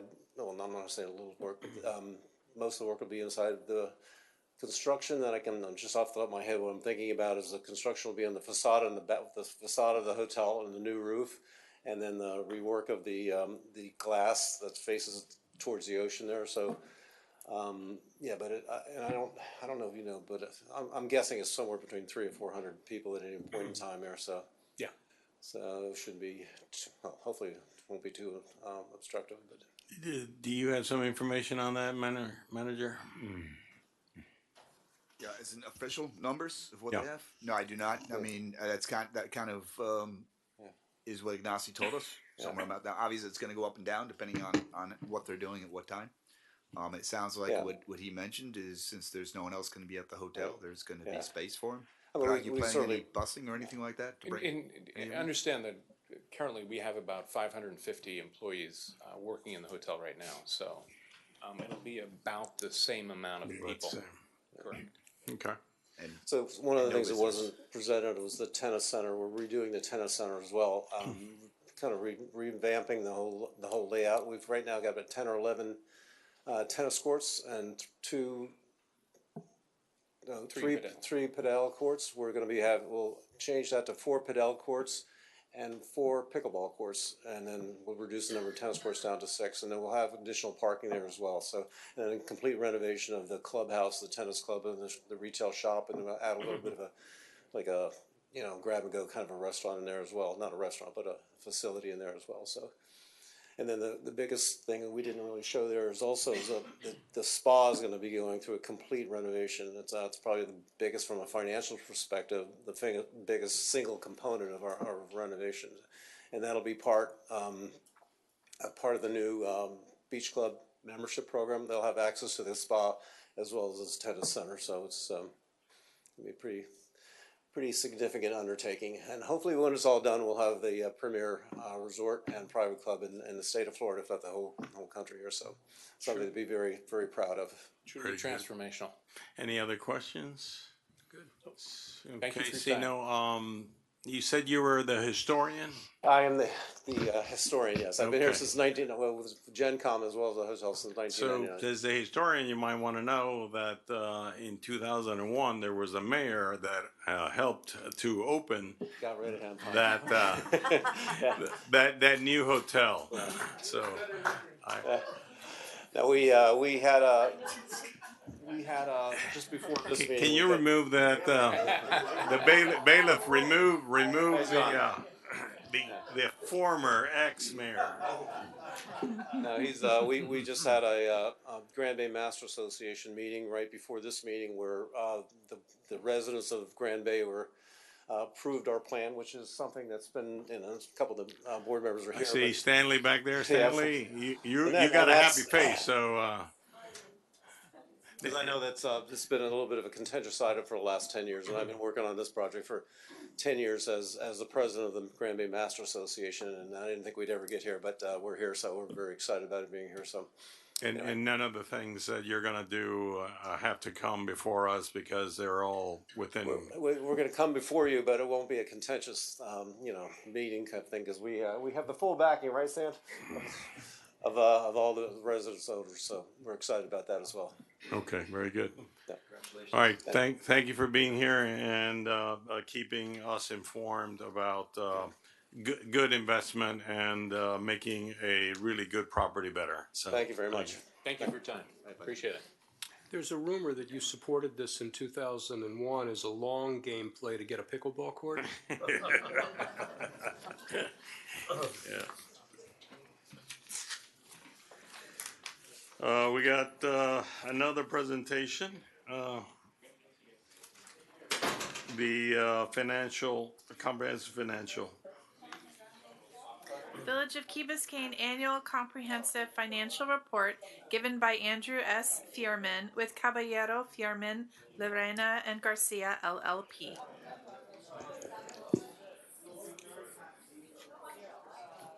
All right, good evening, Good Mayor, council members. For the record, my name is Andrew Fierman. I am a partner with Caballero, Fierman, Lorena, and Garcia, or CFLG for short. I am the partner in charge of the village's audit. I'm going to provide a brief presentation on the Village of Key Biscayne's annual comprehensive financial report for the fiscal year of September 30th, 2024. The first thing I'm going to Are we doing all right, or are we about to go into bankruptcy or something? Or No, not according to this. Oh, No. okay. No, no. Yeah, people say we do everything terrible. Oh, no. That's not what this is showing. Okay. Actually, the first item I'm going to point out is actually in the introductory section, which is the first section of the document. The one thing I want to point out in here is a certificate. It's a certificate of excellence or achievement for excellence in financial reporting, which is given by the Government Finances Officers Association, which was given to the 2023 Annual Comprehensive Financial Report. This one is going to be submitted as well, and we do expect that it will receive it once again. And the village has received it year after year. So something very positive because it is a prestigious award. The next section within the document is the financial section. I'm going to point out a few items within this section, and the first item I'm going to point out is on page 1, which is our auditor's report. It's broken up into various sections. I'm just going to explain a few of the sections and paraphrase a couple of things for you. The first section is our opinion section. It's the most important section. It talks about what we've audited and also gives our opinion on the financial statements. And that states that we have audited the accompanying financial statements of the Village of Key Biscayne, Florida, as of and for the fiscal year of September 30th, 2024. In our opinion, the financial statements referred to above present fairly, in all material respects, the financial position of the village as of September 30th, 2024. Now, that's an unmodified or a clean opinion. That's, of course, the only opinion that you want on your financial statements. So, clean opinion on your financial statements once again this year. The next section goes under what standards we performed our audit. And that states that we conducted our audit in accordance with auditing standards generally accepted in the United States of America and government auditing standards. The next section gets into what management's responsibilities are for the financial statements. And that states that management is responsible for the preparation and fair presentation of the financial statements. And the last section I'm going to point out is our responsibility as auditors. And that states that our objectives are to obtain reasonable assurance about whether the financial statements as a whole are free from material misstatements and to issue an auditor's report that includes our opinions. That's kind of an overview of our report within the document. The next section of the document is the management's discussion analysis, and that basically runs from pages 4 through 12. So it's about 8 pages of a 90-page document. And if nobody reads anything else in this document, should read this because it talks about the year, it compares current year to prior year, it provides summarized financial information, provides explanations for the changes year over the year, and is written from management's perspective. So there's a lot of good information in there, and I look at it as like a really excellent, executive summary of what's within the document. So it's a lot of really good information within there. After the management's discussion analysis is the basic financial statements, and that's the financial statements. That is the government-wide financial statements, which has the consolidated financial statements of all the villages' funds, and then also includes the fund financial statements for the governmental funds, the enterprise funds, as well as the fiduciary funds of the village. The only item that I would like to point out within here is actually on page 15, and that's actually the balance sheet of the governmental funds of the village. And the first column is the general fund, which is the main operating fund of the village. And just down at the bottom, the total fund balance at the end of the year within the general fund was approximately $29.5 million. So $29.5 million of fund balance in the general fund. After the financial statements is the notes of the financial statements. Nothing specific I'd like to point out within there. It does run from pages 24 through 50, so there's a lot of information in there. Those are the required disclosures that provide additional information on the village, as well as the numbers that are presented within the financial statements. So it's always suggested that you do read the notes in conjunction with the financial statements, because it gives a lot of narrative information, also gives additional numerical detail of the numbers that are presented within the financial statements. Just a couple more sections I want to point out, and still within the financial section is the required supplementary information, and that runs from pages 51 through 59. The required supplementary information is information that's required by the government, the Governmental Accounting Standards Board, which includes information on budgetary comparison information, as well as some information on the pensions. The main thing I'd like to point out within here is on page 51. Again, on one page, I think it's a lot of good information, which is the budgetary comparison schedule for the general fund. It shows the original adopted budget. There's another column for the final amended budget, and then a comparison of that final amended budget with the actual results. So it kind of shows how the village fared against the budget. So again, good information on one page. It's summarized the activity within the general fund and a comparison of the budgeted amounts. Finally, I'm going to move back to the fourth section, the last section of the document, which is the compliance section. That runs from pages 80 through 89. And within here, I am pleased to report that the village, we did not find any significant deficiencies or material weaknesses in internal control, nor did our test find any instances of non-compliance. That's on the financial statement side, as well as on the federal grant side, because the village was subject to the federal single audit this year, and there was no findings within the federal single audit either. So no findings to report to you this year within the compliance section. And you will also receive with the annual comprehensive financial report, you're going to receive a letter. It's called the Communications to Those Charged with Governance letter. It is required matters that we're required to communicate to you as those charged with governance. Nothing specific to report within here is significant. I suggest you do read it at your leisure. A couple positive things I wanted to point out is that we did not encounter any difficulties in completing or performing our audit. And there were no disagreements with management. Overall, once again this year it was a clean audit. It was a smooth audit. We asked for a lot of information. We received that information. We processed it. Then we went back and we asked for more questions and we asked for more information. We did that a few times over a few months span, and did our best not to disrupt the daily activities. But we did need to get the information that we needed to be in a position to render the opinion. So we're very appreciative of Ben and the rest of the finance team for their cooperation assistance throughout the process. And we're very grateful to you, the council, for the trust that you have put in me and my firm to be of service to the village. It truly is an honor and privilege, and we don't take that responsibility lightly. So appreciate the opportunity, and thank you for the opportunity also to present tonight. And with that, I'll leave it there. I'll open it up to any questions you may have. Sure, thanks. Question? Does anybody have the financial statement in front of them? Anybody got it? I would suggest you making this presentation tonight, pointing out these sections is great, but we really should have it ahead of time before you come, so we can look at it, study it, then ask you questions. Everything you're telling me tonight is great, but I have no idea. I'm not going to remember what section 51 or page 42 or anything else. You've told us it's a clean statement. That's great. But any particular questions we don't have because we don't have the statements. When are we gonna get those? Right, and no, understood. I think Ben has a copy of the statements. Those will be able to be distributed. If you have any questions whatsoever, once you have an opportunity to read through it, you can ask Ben. You can also reach out to me.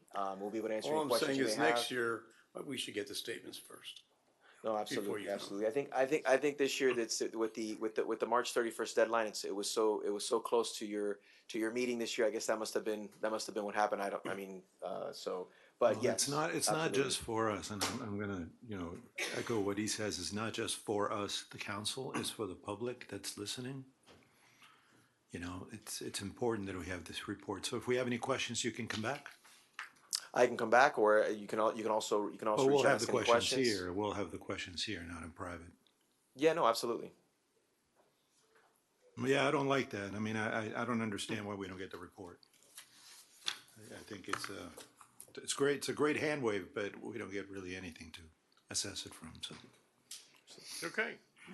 thank you. Thank you very much. All right, thank you very much. Thank you for the opportunity.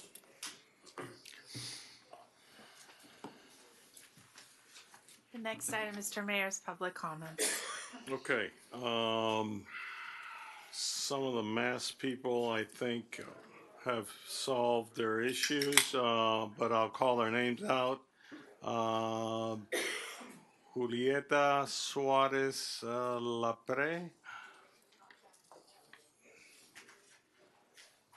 Okay. Marcos Lapre. Eduardo Chamorro.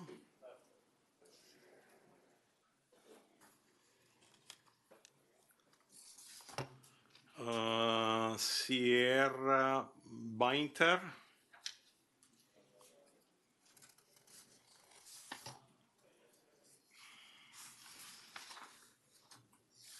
Jorge Vecino.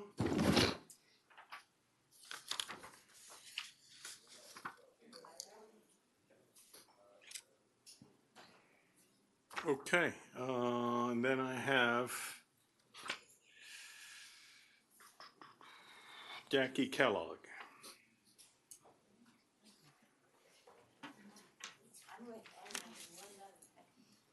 Hi, good evening. I'm actually here Your name and as, address. excuse me? Your name and address, sorry. Okay, you called my name, but okay. Jackie Kellogg, 115 Sunrise Drive, Suite 3149, since 1975. I'm here as a Vice President of the Miami-Dade County Council PTA. And in this capacity, I just wanted to share with you and the parents that left, and hopefully the parents that are watching, that I am extremely concerned about the long reach from Tallahassee, and you should be too. There are parents here, there, everywhere, worried about a spot for their sixth grader at Mass. But I want to tell you that there are bills such as HB 5101, which will gut funding for the very programs that help them succeed.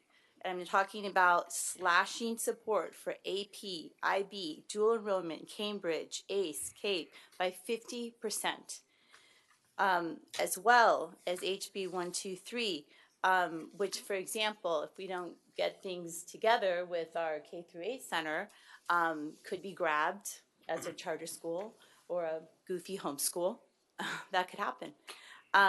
So I'm here in the hopes that you and your collective voices will reach out to our representatives in Tallahassee, because tomorrow is the last day to make amendments, and if not, to say this does not work for a community that advocates and has supported financially as well our public school system that works very well for our community and actually enhances our property values. So that's what I have to say. Thank you. Okay.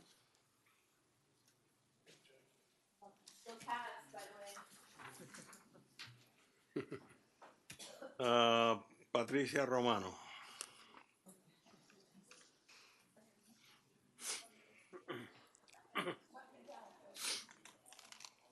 Good evening, all of you. Thank you for being here so late. I'm glad I don't have to do this every week. Patricia Romano, 361 Beechwood Drive. It was good that we started the meeting with celebrating freedom, independence, because we need to keep that in our village. Now, the 2019 Florida Sanctuary Law, which prohibits cities from having sanctuary policies, implicitly require law enforcement agencies to enter into 287 agreement with ICE, essentially allowing the personnel to work under ICE supervision. Since the requirement for police departments to enter into 287 agreement with ICE is actually implied in the 2019 law, but not plainly expressed, Mayor Javier Fernandez of the city of South Miami is asking a judge if they are legally required to interrogate and detain undocumented immigrants as part of their routine police duties.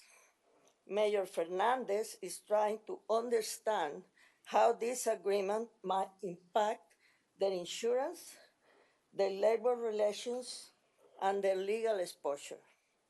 I suggest that before we enter into any agreements with ICE, our mayor or city attorneys or the city manager should speak with Mayor Fernandez to ask how the lawsuit asking for declaratory judgment to clarify whether cities are required to participate in the program is progressing. Our police department doesn't have sufficient personnel right now to enforce our fat tire bikes regulations or to remove RVs campings from the parking lots across from the village green. And now they will be expected to question nannies, domestic workers, restaurant servers, construction workers, and numerous others visiting our village and the local parks.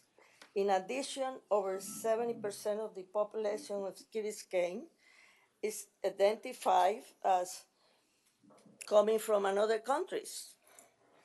And most of them are wealthy and have high-priced lawyers. Just a few false arrests, which I guarantee will happen, may result in serious legal costs to our village. I don't mind our police officers helping ICE identify and apprehend undocumented immigrants with a criminal record, but that would be as far as you should go. Please think about the social and legal repercussions before signing the 287 agreement. Thank you. Be free and be independent. Thank you. Thank you.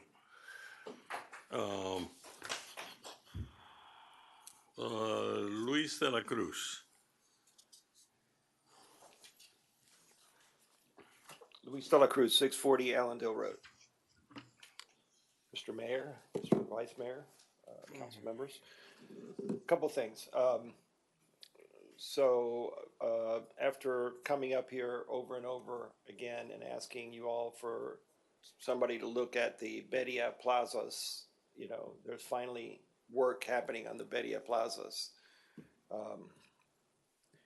In the be careful what you ask for category, the Bedia Plazas are made from terrazzo. There's 7 of them, in case you all weren't familiar with them, and they were all off of Crandon in the 3 streets in front of Ocean Club and Sunrise and such.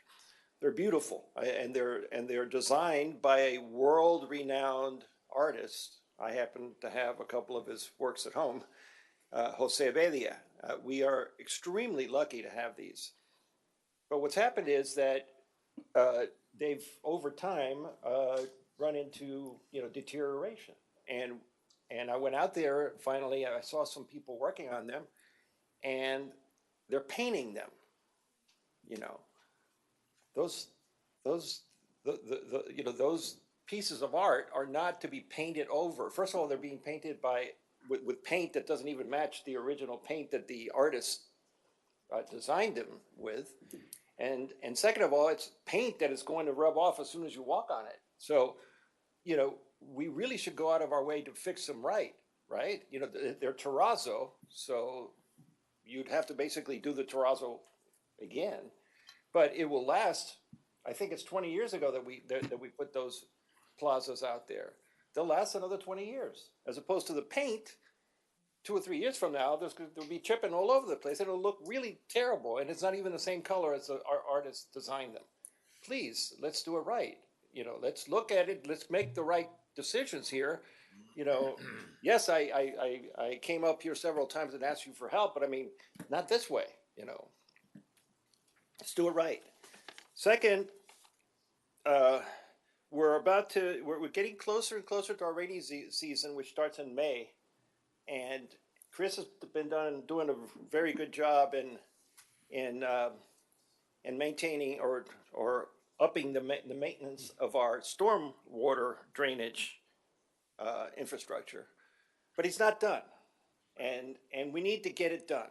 Okay, we really, before the rainy season comes, so that we can see how our present infrastructure works under if it's 100% maintained like it should be maintained, and if it's repaired wherever it's broken, and if it's you know, if we need to do anything to the wells or to the outfalls. I think all of those have been pretty much done. I'm not really sure. Chris will have better information on that, but I know that one particular part, which is the closest one to the school, I believe is still not repaired.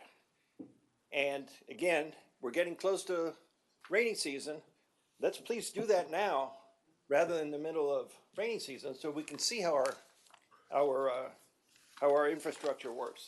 One other thing, it'd be a really good idea if Chris or somebody from Public Works, you know, tells our people where our weaknesses are. For instance, you know, in front of my sister-in-law's house at 465 Warren Lane, there's a problem with a French drain that causes enormous flooding on that street. And I was complaining about it and such. I sent a bunch of you emails on it or texts on it. I finally spoke to Chris, and he explained to me what the situation is, and it's very, very reasonable explanation. But no one else knows it. So, you know, we should tell people, you know, whenever there's an issue like that yes, this is going to continue to flood because we can't fix it yet until we decide if we're going forward with the big dig or not. And then if we're not, then we can go in here and fix it very easily by rehabilitating the French drain. But people need to know, because otherwise they're complaining about flooding and they're saying that's why we need the big dig, because of that flooding. It's nothing to do with that. So please, okay, my time's up. Thank you. Brett Moss.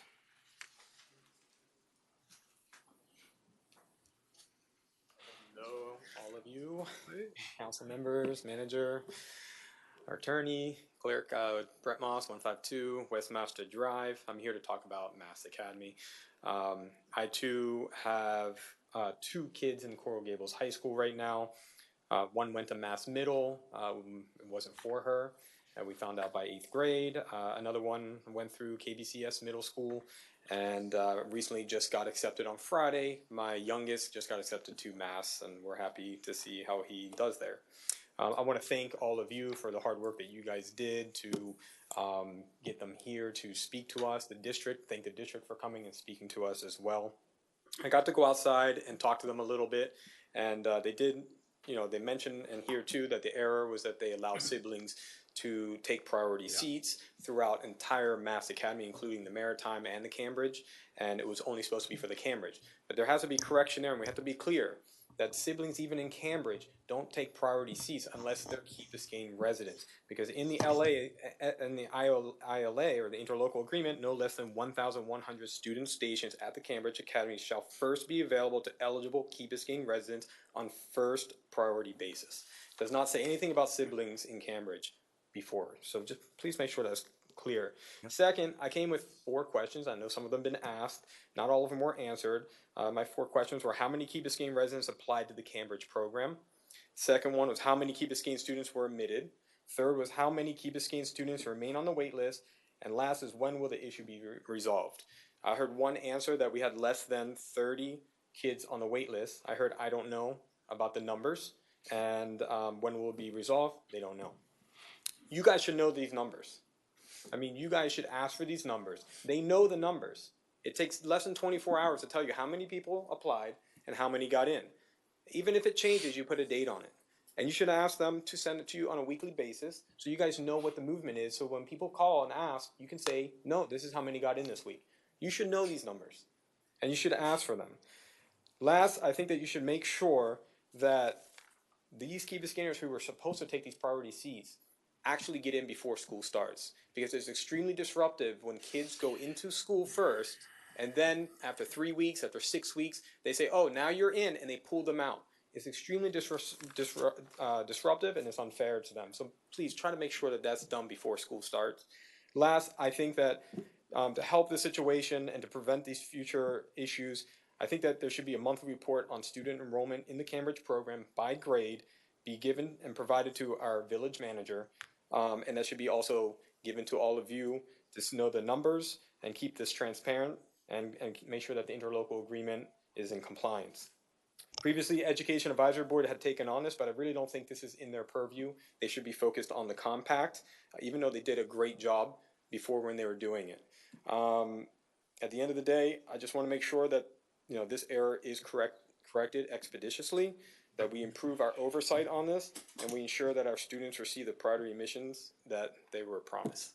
Thank you very much. Thank you very much.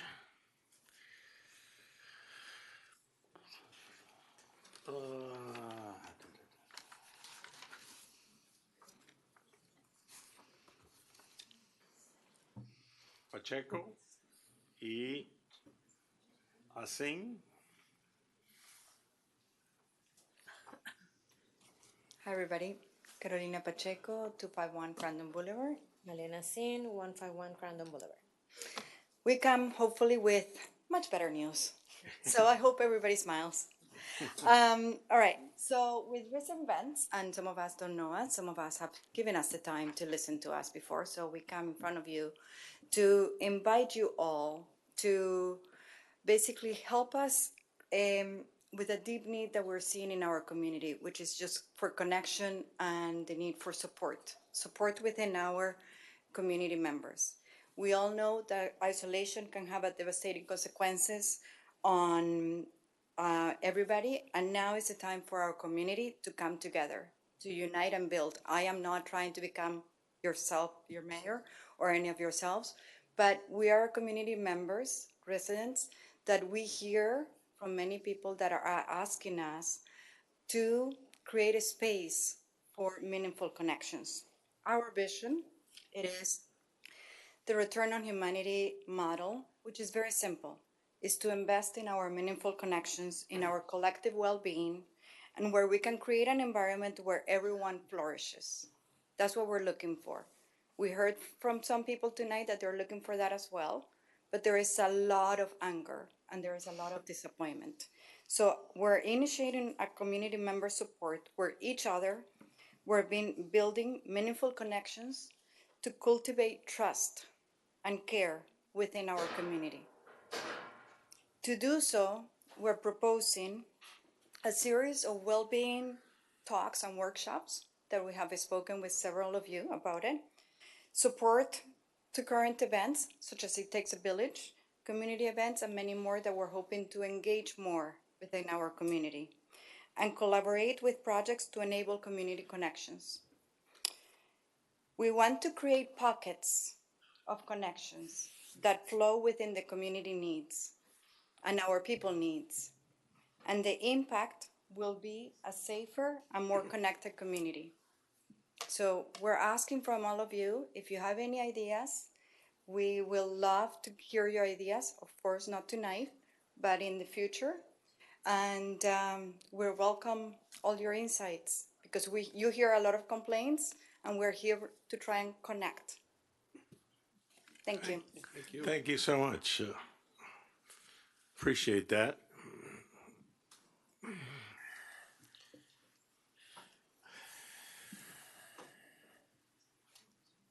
Davey? Oh. He left? He left. He left. Second. All right. Mike Davey, 50 Ocean Lane Drive. First of all, thank you all for coming out, or those of you who came out to the 4th of July barbecue. Got to get you next year. And the manager and we're going to get everybody out there next year. We need support. You know, the 4th of July parade is incredibly important. It's the first committee I joined when I moved out here in 2003. And we need people to keep generating excitement. I know Michelle's here, Pat's here, but I do appreciate everything they do, and we've got to support them. Thank you for championing the Disability Advisory Board. I appreciate that that's moving forward. I know you're changing the name tonight, so that's great. On the 287G agreement with ICE, please hold off. The South Miami has filed a declaratory judgment action. They're waiting for the courts to tell them whether we have to do this, and more importantly, what are the ramifications for not doing it. As you all know, I do not like when the state tries to force their will on us in any way, shape, or form, and this is yet another example of them trying to push things down our throat. We comply. We work with the federal agencies when they want us to. We should. They're the federal government, but we shouldn't be forced to use our own money to pay people to be doing federal functions. If they want our people to be involved in task force, they should be paying for it. I know they pay for the training, but they're not paying for the people to be engaged in these actions. I think that's wrong. My personal political views on it are, you know, this is not something the state needs to be dealing with. This is something the federal government should be dealing with, and the state shouldn't be threatening municipalities to get them to enter into these agreements. So that I would ask that you defer on that and wait and see what happens with the South Miami litigation. Finally, fluoride in the water. This shouldn't have to be said, but listen to the science. You know, fluoride in small amounts is helpful. Communities, I think Calgary did away with, Calgary, Canada, Alberta did away with fluoride in their water back in like 2014. They saw, Edmonton did not, they saw an increase in children's dental care. They saw problems with cavities in children. It's there. We're doing these things for a reason. There's a reason we have vaccines, because they work. Fluoride in the water helps, especially with disadvantaged people who don't have the advantages of annual dental care that our kids do, right? Out here, we're an affluent community. We can pay for our kids to do this. This doesn't happen in the inner city. We've got to look out for our neighbors. That's really it. I would, again, implore you to defer on the 287G agreement, and I hope you all have a lovely evening. Thank you.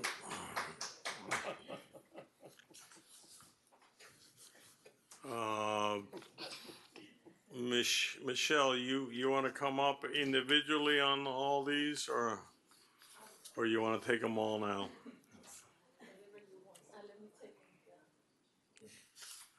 You got 9C, 10A, 10B. I mean, you know, we could have a meeting just for you, all right? 9D.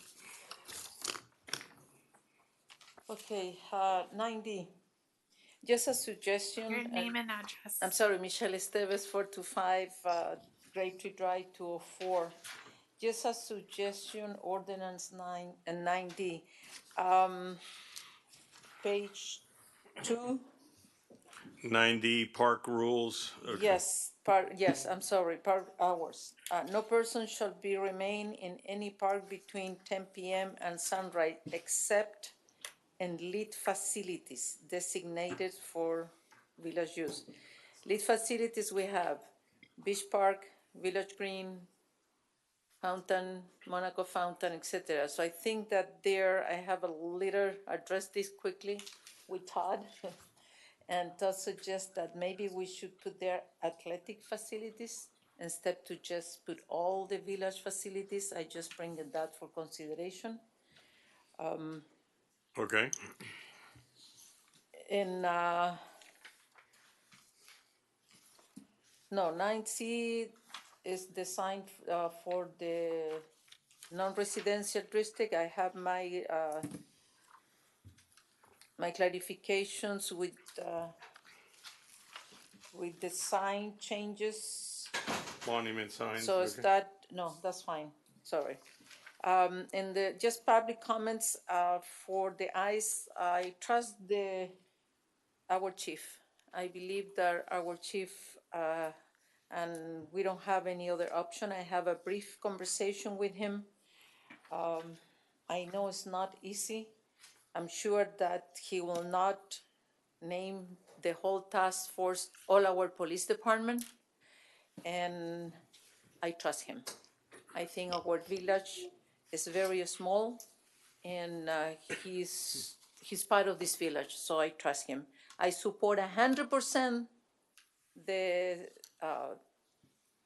eliminate all the distribution of plastic and polyethylene around the village.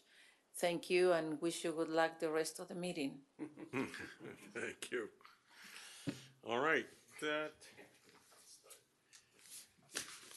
closes the public comments. Madam Clerk. The next item is the agenda, approval, deferrals, additions, deletions, substitutions, and withdrawals. I have I'd like to defer 10A, please. I need more time on that.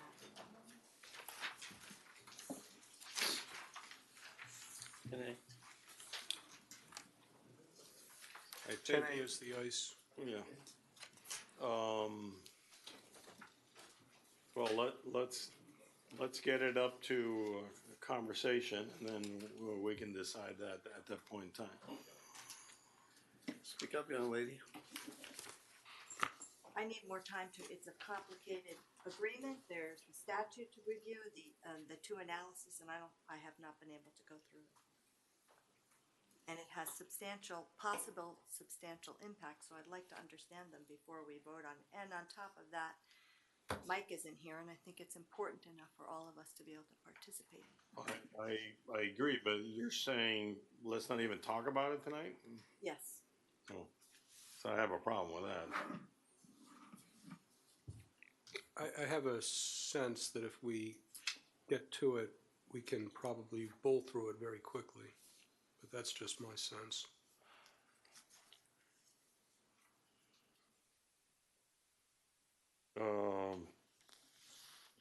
Deferrals or anything else? I don't see consensus to defer the item, so then. I'll for deferring. The question isn't whether to defer it or not, it's to whether to discuss it even in passing tonight, leading to a decision. I'm suggesting that we defer it. Yeah. And not discuss it tonight. I have you on Okay. speaker. You're seconding the motion?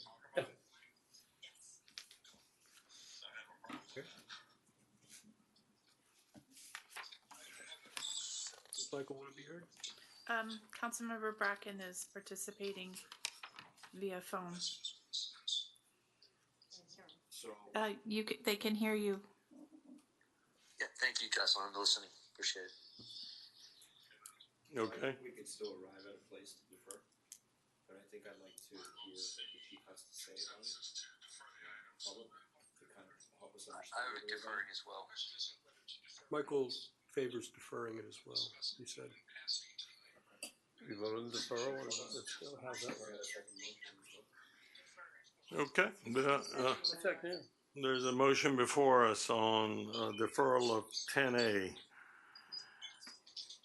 All those in favor, say aye. Aye. Aye. Aye. Those I'm sorry. against, nay. Councilmember Sardinius and Mayor Roscoe. Motion carries. My point in wanting Yep, to I talk to deferred. this I tonight was to made a really motion to defer observe as well. certain criticisms, but we can catch up with those when we discuss it. Okay, let's keep going. Apologies. Are there any other changes to the agenda? Have none. All those in favor of the agenda? Aye. Aye. Right. 9A. Motion carries. I'm just gonna, sorry. Oh, consent agenda. Yes, I'm sorry. I move it. Second. Moving to second, and all those in favor say aye. Aye. Any opposed? Opposed? Motion carries. The next item, the next item is an ordinance of the village, a second reading of the ordinance of the Village of Key Biscayne, Florida, amending ordinance 2024-10 to change the name of the Unique Abilities Advisory Board to the Disability Advisory Board, providing for severability and providing for an effective date. Move. Second. Thank you. Ordinance is properly before us. Public hearing is required. Public hearing is now open on 9A. Seeing no one come forward, public hearing is now closed. Discussion on the motion. Seeing none, Madam Clerk, call the roll.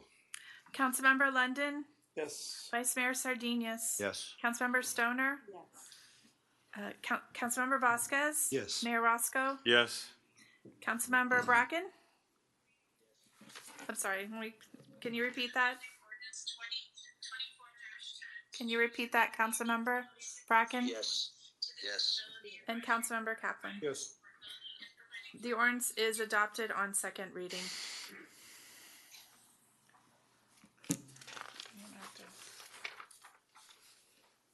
The next item is the second reading of an ordinance of the Village of Key Biscayne, Florida, creating the Zoning Ordinance Review Committee, ZORC, providing among other things for the number of and qualifications of board members, rules of procedure, and the duties and responsibilities of the board, providing for severability, providing for conflicts, and providing for an effective date. Move. Second. Items before us on second reading. Public hearing is now open on this item. Seeing no one come forward, public hearing is now closed. Discussion on the item? Did we make the changes from last time? We did. They're good, I think. They're good? Okay. Any other conversation? Seeing none, call the roll. Vice Mayor Sardinius? Yes. Councilmember Stoner? Yes. Councilmember Vasquez? Yes. Mayor Roscoe? Yes. Councilmember Bracken? That was a yes from Councilmember Bracken. Councilmember Kaplan? Yes. And Councilmember London. Yes. The ordinance is adopted on second reading.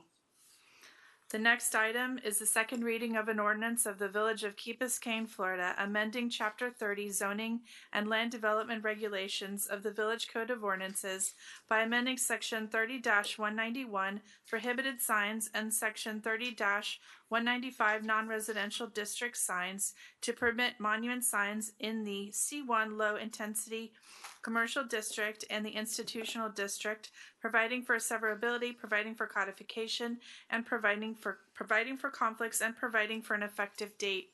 Move. Second. Thank you. Okay. Director, where are we? Good evening. So between first and second reading, we incorporated the changes suggested by council, including changing the implementation date from 1 year to 2 years and allowing 2 different monument signs for institutional districts, which is to say churches. Those were the changes that we've already incorporated. The height limits, area limits, lighting type limits all remain. Go ahead. I suggest that we remove the reference to institutional in this and deal with that separately. We've spoken about this, and Yep. institutional presents unique issues that we need to address. And so if we want to go forward with this, maybe we take institutional out of that, and then we can deal with the institutional needs separately. I have a similar issue with the definition of the monument signs. Mr. Attorney, is that cleared up yet or not? No, in order to your concern, we would have to tweak that definition, I think, to address it. We could move forward with the suggestion of Councilmember Stoner Because that's something that needs to be solved separately. Yeah, we could proceed with just the C1 district being approved tonight. We can bring back the institutional district with the tweak to the definition that would address your concerns. Okay. Does that, everybody understand that? Yeah. Amend the thing, then, right? We're gonna amend it Yeah, to to remove. delete that reference to the 2 per institutional. So this will only deal with C1 low intensity commercial. Mr. Mayor, I have a quick question. I'm sorry. let me interrupt. Yes, go ahead. Monument signs, visibility, how are we managing that? So all of the regular rules and regulations about site triangles, site visibility triangles at driveways, intersections still applies. Okay, so they still have to apply with county rules from offsetting from a road. Correct. Cars can turn and see the vehicles. Yes. What about, in the sheer size of it, are we controlling the numbers for visual clutter? So we don't control content. The way I have sort of steered the private property owner to deal with it is partially by our limitation on lighting type. The reverse channel letters can effectively only get so small. Right. I think from a commercial reality, they're going to need to keep them visible. So I don't think we'll expect too much clutter on them. But it's not something we can regulate. So yes, we're restricting the numbers. Yeah, I think it was on the number. The number of signs? Yeah, I mean, Oh, I'm that's- talking it's- about, this doesn't seem to It does. discuss. It's a single sign, In the- a single monument In the sign. C1 district, it's proposed 1 monument sign per property. Oh, okay, all right. Per Then property, that- yeah. that's it. Yeah, I'm sorry, Perfect. totally. No, that's fine. And the lighting, is there any? It's reverse channel letter lighting is the only type allowed. Excellent. Which means the sort of internally illuminated is not allowed. The front projection lighting is not allowed. Right. So relatively subtle lighting type. Okay, so you've addressed the 2 key issues. Great. Thank you so much. Okay. Mr. Mayor, may I interject? And I understand, and it's fine if we do defer the part on the institutional, but could we have a conversation tonight around what that definition might be, so the attorney and I and Jeremy can start to craft that up for the next time around? Sure. If that's okay.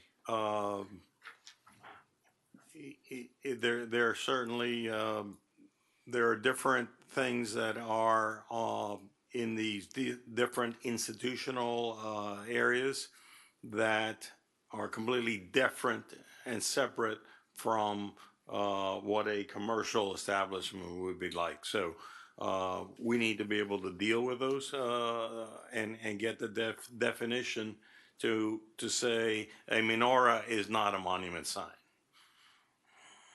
A religious symbol, in other words. Yeah. But there's some issues with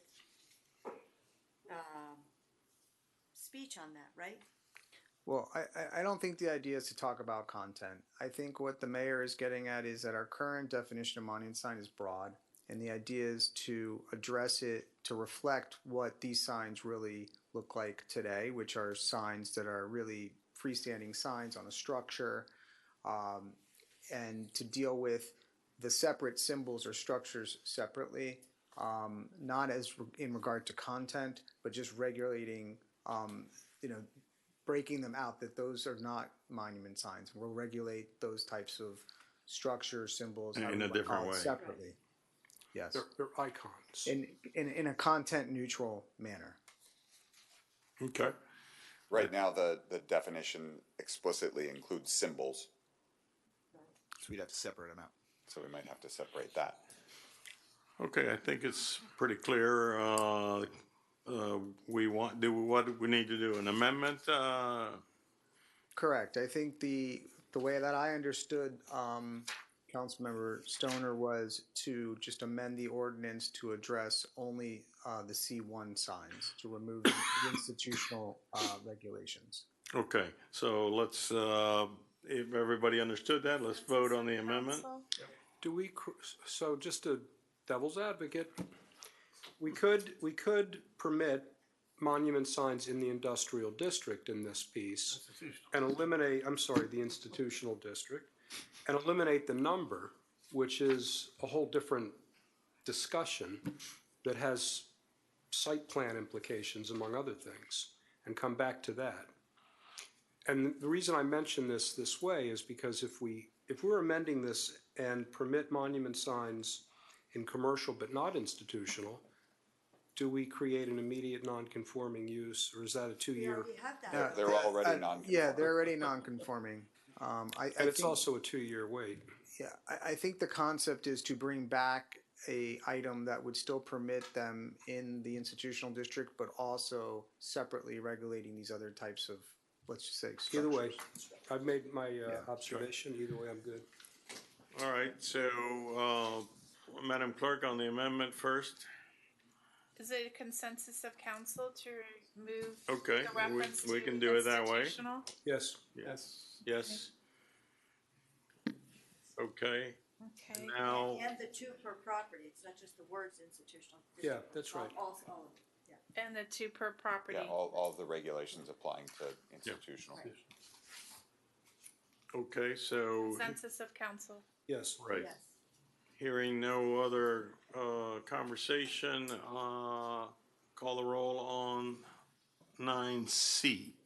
9C, on second reading as amended. Councilmember Stoner. Yes. Councilmember Vasquez. Yes. Mayor Roscoe. Yes. Councilmember Bracken is not with us. Councilmember Kaplan. Yes. Councilmember London. Yes. Vice Mayor Sardinius. Yes. The ordinance is adopted as amended on second reading. Excuse me, did I didn't call for a public hearing. Oh, no. You didn't. Let me, just, can I do that after the fact, Mr. Attorney? I think you can make the call and ask if anybody would like to speak, and if so, then we can reconsider and redo it again, but I don't think. On 9C, forgot to call for a public hearing. Anyone need to speak on that issue? Please come forward. Okay, seeing none, the ordinance is approved with the amendment. Amended. The next item is an ordinance on second reading of the Village of Key Biscayne, Florida, amending Chapter 19 Park Rules and Regulations of the Village Code of Ordinances to create Section 19-19 Park Hours relating to park hours within the village, providing for severability, providing for codification, providing for conflicts, and providing for an effective date. Move. Second. Thank you.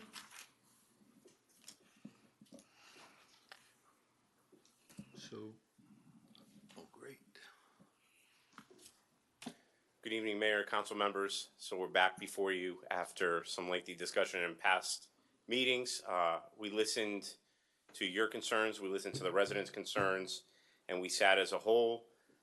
And we're coming forward tonight asking to make the park hours from 10 p.m. until sunrise. How often do you find people in the park after 10 p.m.? Almost every day. So people do use the park after 10 p.m.? Yeah, I mean, we're responding to calls on a regular basis. It's not at every park. There are parks that we encounter frequency of residents or people more so than others. How egregious is it? On the weekends, very. So we're concerned about really noise in the park? It's not just noise, we've encountered drinking, we've encountered gatherings. Breaking into what? Drinking. Oh, drinking. Drinking. You're not allowed to drink in the park? Well, you're not allowed to have an open container. So you drink with closed container? Yeah, no, you're not allowed to have any container unless it's water. No kegs, okay, no kegs on the. But we have encountered some issues, and look, I understand the residents' concern with, when we first examined this from sunrise to sunset and talking to Todd and members of the staff, we understand that people want to enjoy their parks, and that's part of the allure of living in the village and coming here and having the proximity to the beaches. But I also think that I'm going to steal a line that I heard from someone earlier today. I mean, nothing good happens after a certain hour a night, and I think we try this 10 p.m. to sunrise, examine it how it goes, and if we determine that this isn't the correct time, we can discuss it again. But it gives us the opportunity to start somewhere, and we certainly, as a police department, as Parks and Rec, and as village staff, we want our residents to enjoy the facilities and amenities. But we also have to recognize the concern of police response times and having officers responding to complaints from our citizens about activities that are occurring within the parks after hours. Mainly kids or adults? It's a mixture. I mean, and it depends on the time of year. Obviously, the weather's nice now, so there's more frequency. When it gets really, really hot, it's not as frequent. When school's in session versus school not being in session, it does vary from But is it time. more kids or more adults? Okay. It's more young adults than adults that we encounter on a regular basis. So And the problem is noise primarily? primarily noise and just the gatherings of leading to other activities, but it's primarily noise. Noise and nuisance. Correct. Well, what's the nuisance? Well, I've Sounds noise. heard of visual encounters with what we would consider to be ribald behavior in What is bushes. ribald behavior? Use your imagination. I can't, I don't have one. Ribald. I mean, if someone kisses someone, is that ribald? Just you have a head on your shoulders. Use it. My point is, you're going to prohibit something. What are we prohibiting? That's all.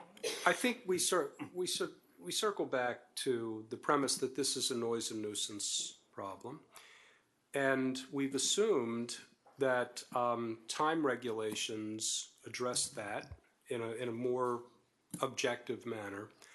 But we keep coming back, or at least some of us do, to the stargazer who's innocently lying on his back, looking at the cosmos. What do we do with that person? I'm in jail. No, we don't put them in jail, Councilmember London. Maybe The just walk us the beach is separate of this. So if they wanted to go onto the sand, they could go onto the sand and stargaze.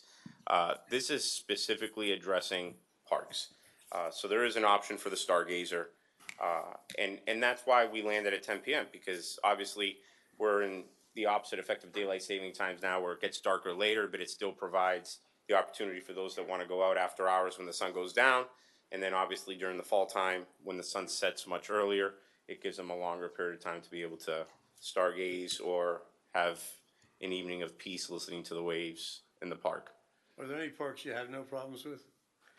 Yeah, we haven't been called to Paradise Park that I can recall, but it could be the proximity to the police station that might be assistance. It's very well lit. But we've been called to Hampton. We've been called, obviously Beach Park several times, Village Green, but it's probably our most actively used park. I have a question. Is it mostly kids, local kids trying to hang out? No. The majority of the individuals we do encounter after hours are not local kids. And the other question is, there's no mechanism that locks the beach park off from the beach access. So people go down the open easements, they come back up. Either way, Correct. right? Correct. Excuse me, Nancy. Yeah, I guess a year ago, when you were just talking, that we basically talked about putting time locks on the bathrooms, on the front door there, and putting what do you call it, Gate or something. like an infrared or something with a detection, so an alarm would go off if people came off the beach. It hasn't been done yet. It's about a year in the making. Okay, so we did talk about it, but nothing's been done. What's the status of that, Steve? Todd, go ahead. Talk through where we are with the locks on the door. I know we had our IT looking at it, and I'd have to get with them, and I can do that and get an update. I know Alex was looking into that, and to whatever access we could add there, and that would be implemented in part of the park improvement project that we're working on. And So nothing's been done yet. So, sorry, can you walk me through what that is? We talked about, we have bathrooms there, there's a time lock, so this is what we passed. You were here when we did that. Bathrooms, yeah. And basically it'd be passed whatever time we decided to. We also talked about having a infrared or whatever thing going across the beach, so people will be coming onto the beach. Alarm goes on, lights go on, siren, whatever would happen, to keep people from walking in the beach into the park. Oh, got it. We That's did on the beach into the park. Got Yeah, it. and that's what we talked about past, and nothing's happened. but to further address Councilmember London, we have had electricians come out, we have walked it, we have gone through the plans of installing it, minus this infrared solution. It's just not I haven't seen it done anywhere. Is And- there an opportunity to better light our parks? So Beach Park, for instance, is, we just finished talking about Paradise Park. We talk about an infrared that will turn on lights. I think part of Paradise the might be, part of the issue you may encounter there is residential complaints, because now but there are lights that are less intrusive, yeah?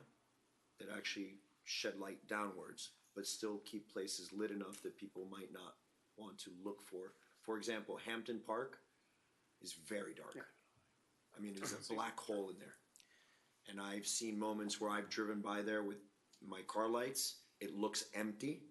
My car lights hit the park, there's people there. there's 50 kids in there. And I'm not saying they're doing anything wrong, but there's a lot of people in there and you don't know. And so that's certainly more intrusive than maybe having good lighting that faces downwards, that is not intrusive to the residents around, and might actually make the landscaping look much nicer, like Paradise Park. Have we looked into that? I think for Hampton, it's a solution. I think the issue you're gonna run into at Beach Park is turtle season. We may run into some environmental regulations there, so I'm not saying it's something we can't look But into. there's lighting specialized for turtles too? No, that's why I'm saying, I'm not saying we can't do it. Yeah, yeah. I'm saying it's an additional thing we would have to look into. We haven't looked into lighting. We've looked into the timing locks and the infrared solution that Councilmember London mentioned. And I think it's important for you to walk us through again the intent of this. So The- you mentioned something interesting that I didn't know before, that most of the people you're seeing there, the young folk, are not local, Correct, right? So they're coming from off the key correct. to find these dark lit places to be there after hours. I can't speak to their intention of what they're doing, but they're just to be there after hours. they're there. Right. And it's and no you're not- secret you're that the not key looking is to safe. Police this type of. Correct. It's very difficult for us to go up to someone in one of our parks when we don't have designated park hours and tell them that they have to go, when we don't have that stipulated. And if we get challenged on it, we're very limited on what we can do. I know there was a lot of confusion at the meeting that I couldn't attend over the We Care sign and what our abilities are legally on what we can and cannot do. We do have them posted. I think the main difference in talking to Chad, when we enter into these We Care agreements with businesses, business signs as the victim. When we post them in our signs, it's our sign. We're the municipality, we're the government. So there is a bit of a difference compared to a business owner saying, hey, yeah, I'm willing to do this. The intent of this is just to give the officers the ability to be able to tell someone to go. The intent of this isn't to put people in jail and scare everybody that, hey, if you're at the park at 10:01, you're going to jail. That is not the intent of this. The intent of this is to ensure the safety and security of our village. And walk us through, you mentioned try this, see what happens, look at it again. What does that mean? So obviously, we heard what our residents said. We came sunrise to sunset. That wasn't received well. We had several members of the public speak, so we went back as a staff and we said, what is an option that we could look at? Is it 9 p.m.? Is it 10 p.m.? Is it 11 p.m.? I think we came in the middle at 10, that it's a reasonable time. If a few months from now you're getting complaints from constituents or we're getting complaints as a staff that 10 p.m. doesn't work and it's not a good time, that's something that we can revisit and readjust. Right. Because, so, I have one last question. I've asked you this the first time this came up, and I don't really remember what your answer was.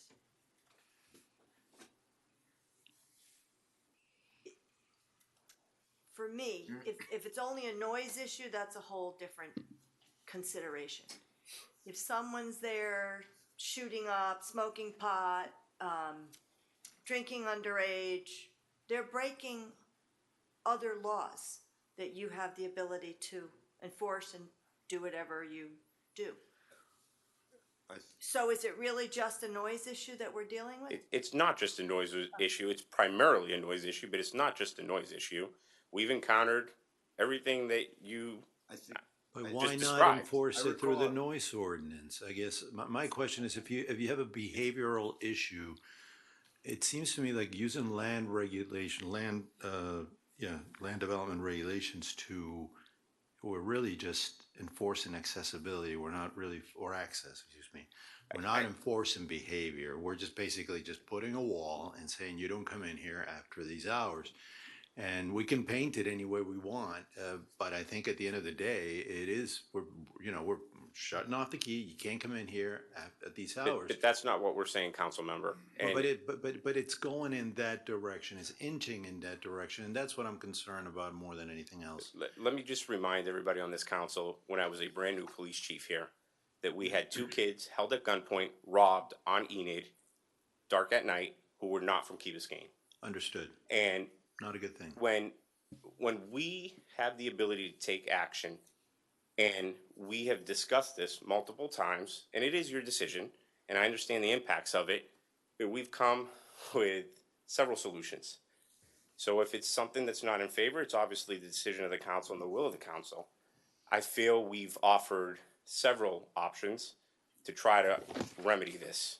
If it's not the appetite, then we continue doing what we do. No, but I'm sorry, I just want to clarify. It's not that I'm saying one thing. I think we do have a behavioral issue. I'm questioning more, where should this be allocated on? It feels to me like a land regulation ordinance is not really the place. That feels to me like access. That feels to me like access. Whereas the other one feels more like what we're trying to do is just handle the behavior. Loudness, nuisance. I don't know, what's the thought of you all? And if I could, Councilmember, if I could add Maybe to we that. can refine the noise ordinance, and Part of what happens is obviously, we only have a certain number of police officers on shift at a time, and then they can't be everywhere. And so many times they're called to some sort of disturbance, noise, or nuisance, and by the time they come there, the action's not happening. Yeah, but that doesn't necessarily translate into closing off the parks because we don't get there on time. It feels to me like kind of draconian to really shut off the parks just because we want to avoid. I understand. I understand your concerns. I understand what you have to do, but I'm not sure that's a really strong argument for it. If I can make this argument a little stronger, because this is one of the times that Council Member London and I are very much in agreement. Things start small, and what may be a noise or a nuisance issue builds. And if we have a group of individuals, residents or not residents, that are in a park, and hey, we let them be there because it's a noise issue and there's really nothing else we can get them on, but then they're gonna take it to the next step and, hey, maybe this car's unlocked, let me break into this car. And that's where it escalates. It's a deterrent. And it's a deterrent. When we do our regular patrols, and we're always in this area because we do receive frequent complaints from members on the dais and citizens, we address it. I believe that this is a fair compromise. Excuse me? I'm sorry, I didn't mean to interrupt you. I'm thinking about cameras or some other form of But monitoring. even technology, as good as we've gotten with our technology here, we can't watch it all the time. And, I was talking to a resident today, I was telling the manager who was in this similar area, called to voice their concerns about people utilizing our beach.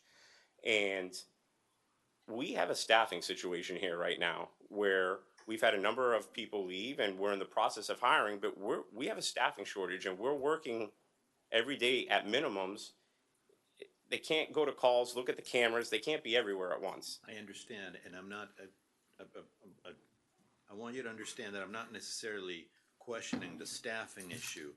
What my concern is doing a blanket, regulation or shutting off parks and shutting off public property, which to me, that now we get into public property should be accessible to everybody at any time. That's my point of view. That's public property. So when public property should be accessible, we should not be looking at operational issues to manage public property. We should be enhancing our operational issues to support you. I think, That's the way I I just look want at to go back to the very first conversation we had when this very proposal first came up. And I did suggest to you at that time, maybe adjusting the hours. As we're talking, I'm thinking, the park is dark. At 10 o'clock, the park is dark, which is why we discussed a later hour like that. So what can anybody be doing in the park anyway? I mean, in our village green that's lit, people are hanging out and having fun and playing. Maybe in Paradise Park, but really, what are they doing in the dark park anyway? So I'm not sure that I'm going to have a problem with this as I think about it. There's another perspective that I think might help with Fernando. I believe we touched once or twice on sort of common practices around cities and counties that include closing parks. Yeah, I think Chad can verify this for me. I believe we're the only municipality in Dade County that doesn't have park hours. Every municipality in this county has established park hours. All right, folks. I don't know if I can verify that, but I could tell you it is common that parks are from sunset to sunrise. You know, that's a very common standard. I can't tell you if every city has. That's definitely the county rule. All right. We have those issues. Public hearing is now open on 9D.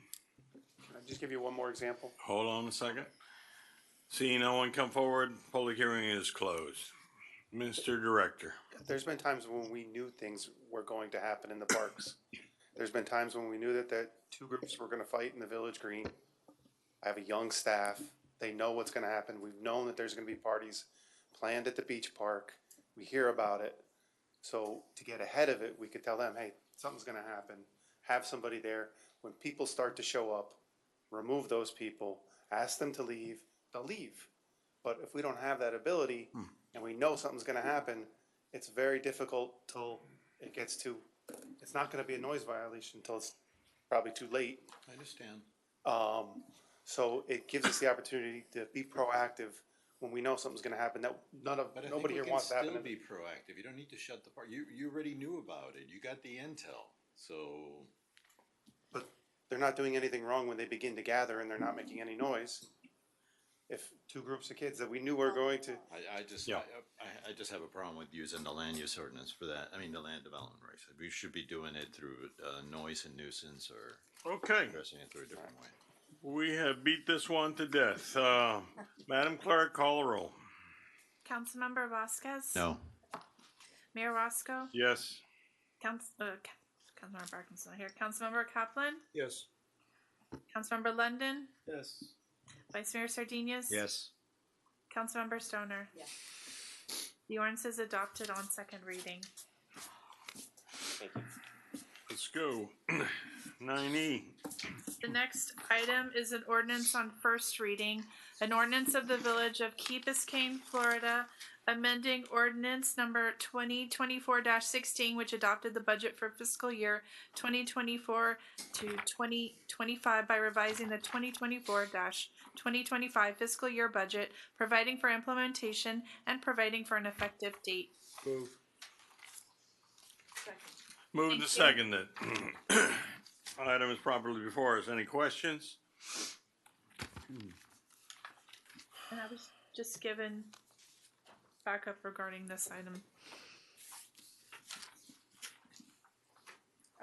That was just been distributed.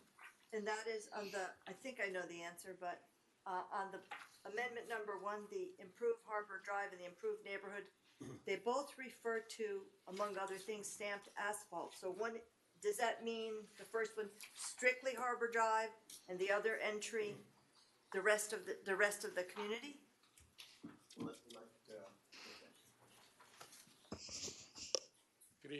Good evening, Mayor and Council. Could you repeat that? On budget amendment number 1, there's an itemization. Yes. 2 entries, one says improve Harbor Drive, one says improve neighborhood, but they both, in explanations down below, refer to stamped asphalt, resembling brick pavers at the traffic circles. So I just want to confirm that one is strictly, the 655,000 is strictly for Harbor Drive, and the 550,000 is for the rest of the island. Not the rest of the island. It's for a limited number of traffic circles and one elevated intersection and some speed tables. And Chris, they just received your Yes. map here, so if you want. On the map, the handout that you received, one slide will show you Harbor Drive. The reason it's divided is two separate projects. Harbor Drive is under the JPA with the county, and then the other ones we're Which they're using other paying funds for it. Correct. And there's a breakdown, a little spreadsheet breakdown with an explanation. The intent is to convert from brick pavers to stamped asphalt. Brick pavers, as we've seen, have not held up. So we are gonna go to a more efficient Yeah, I just wanna method. make sure it wasn't duplicitous. Yes. Thank you. Is stamped asphalt better than stamped concrete? Yes, it's easier to go back. If we have to do any repairs, it's gonna be easier for us to go back and make repairs to stamped asphalt rather than stamped But concrete. is it as durable? It's as endurable or more so, yes. Is this HS20 loading design? Are you gonna have, can fire trucks drive through them? We're gonna be designed, for example, Harbor Drive, actually, when the designs come forward, we're already close to 60%. They've taken into account the travel for fire trucks to come through, and you will see that when that presentation comes forward. Right. So the circles are being access for redesigned to fire meet. trucks is critical because, you know, obviously you don't want them to go Correct. around and just drive right through it if they need to. No, correct. They're being designed so that emergency vehicles can travel through them. Chris, the original design for the traffic circles, the engineers, architects we employed, I think to the best of my knowledge, they used concrete with half the strength required for a doghouse in Key Biscayne. We have a 5,000 PSI. They put in 2,500 PSI. And we have the heavy trucks, and all was reinforced properly initially. So my question is, will the base, is it time to examine the base underneath the final paving to make sure that will support what we're doing before we just do that, which might cost more money, but it's no reason just to fix the top if the bottom's no good. That's all I'm saying. Correct. And as we redo this, the base will be replaced. It will be removed and replaced in Okay, an great. 8-inch Good, okay, good. compacted base, yes. Good, thank you. You're welcome. All right, further discussion on 9E? Well, let's see.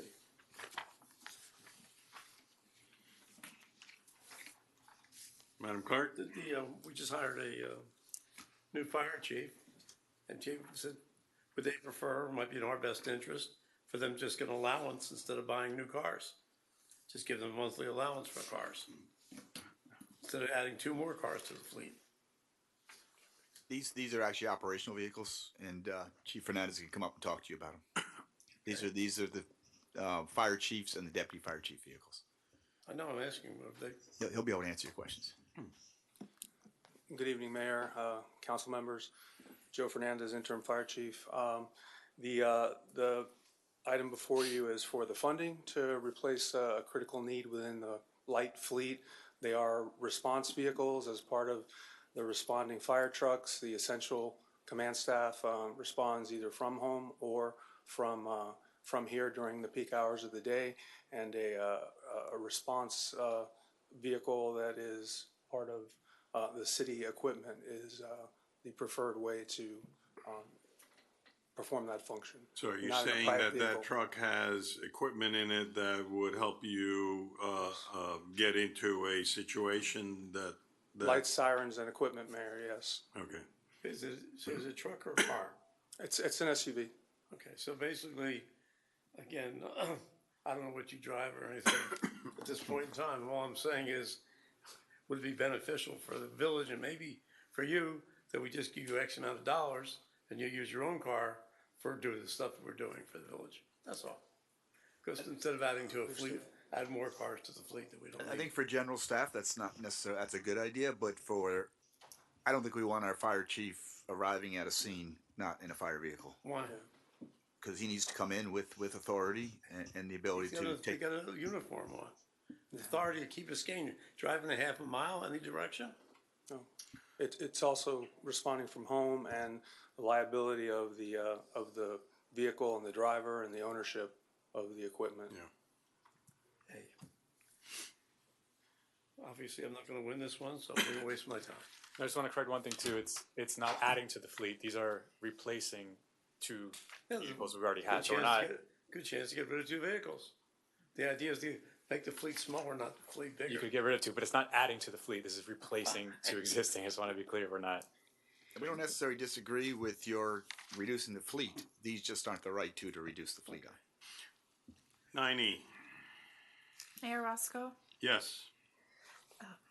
Councilmember Kaplan, Yes. Councilmember London, Yes. Vice Mayor Sardinius. Yes. Councilmember Stoner, Yes. Councilmember Vasquez. Yes. The ordinance is approved on first reading. The next item is a resolution of the Village Council of the Village of Key Biscayne, Florida, directing the village manager to eliminate the distribution of single-use plastics and polystyrene on village property and include a contractual provision relating to the same in all future contracts in furtherance of sections 7-1 and 7-4 of the Village Code of Ordinances, providing for implementation and providing for an effective date. Proudly moved. Second. Second. It was seconded by the vice man. Didn't hear it. You gotta speak up there, Vice. I said, he heard me. You're a tad big. Conversation. Tad big. Any questions I just on the have, resolution? I have, Questions? comment on section 2. As I was reading 2A, where it says prepackaged food, oh, never mind. And then my other suggestion, that I'm not gonna never mind, is, shouldn't there be some transition period written in here, or? Because it goes into effect immediately, but we have,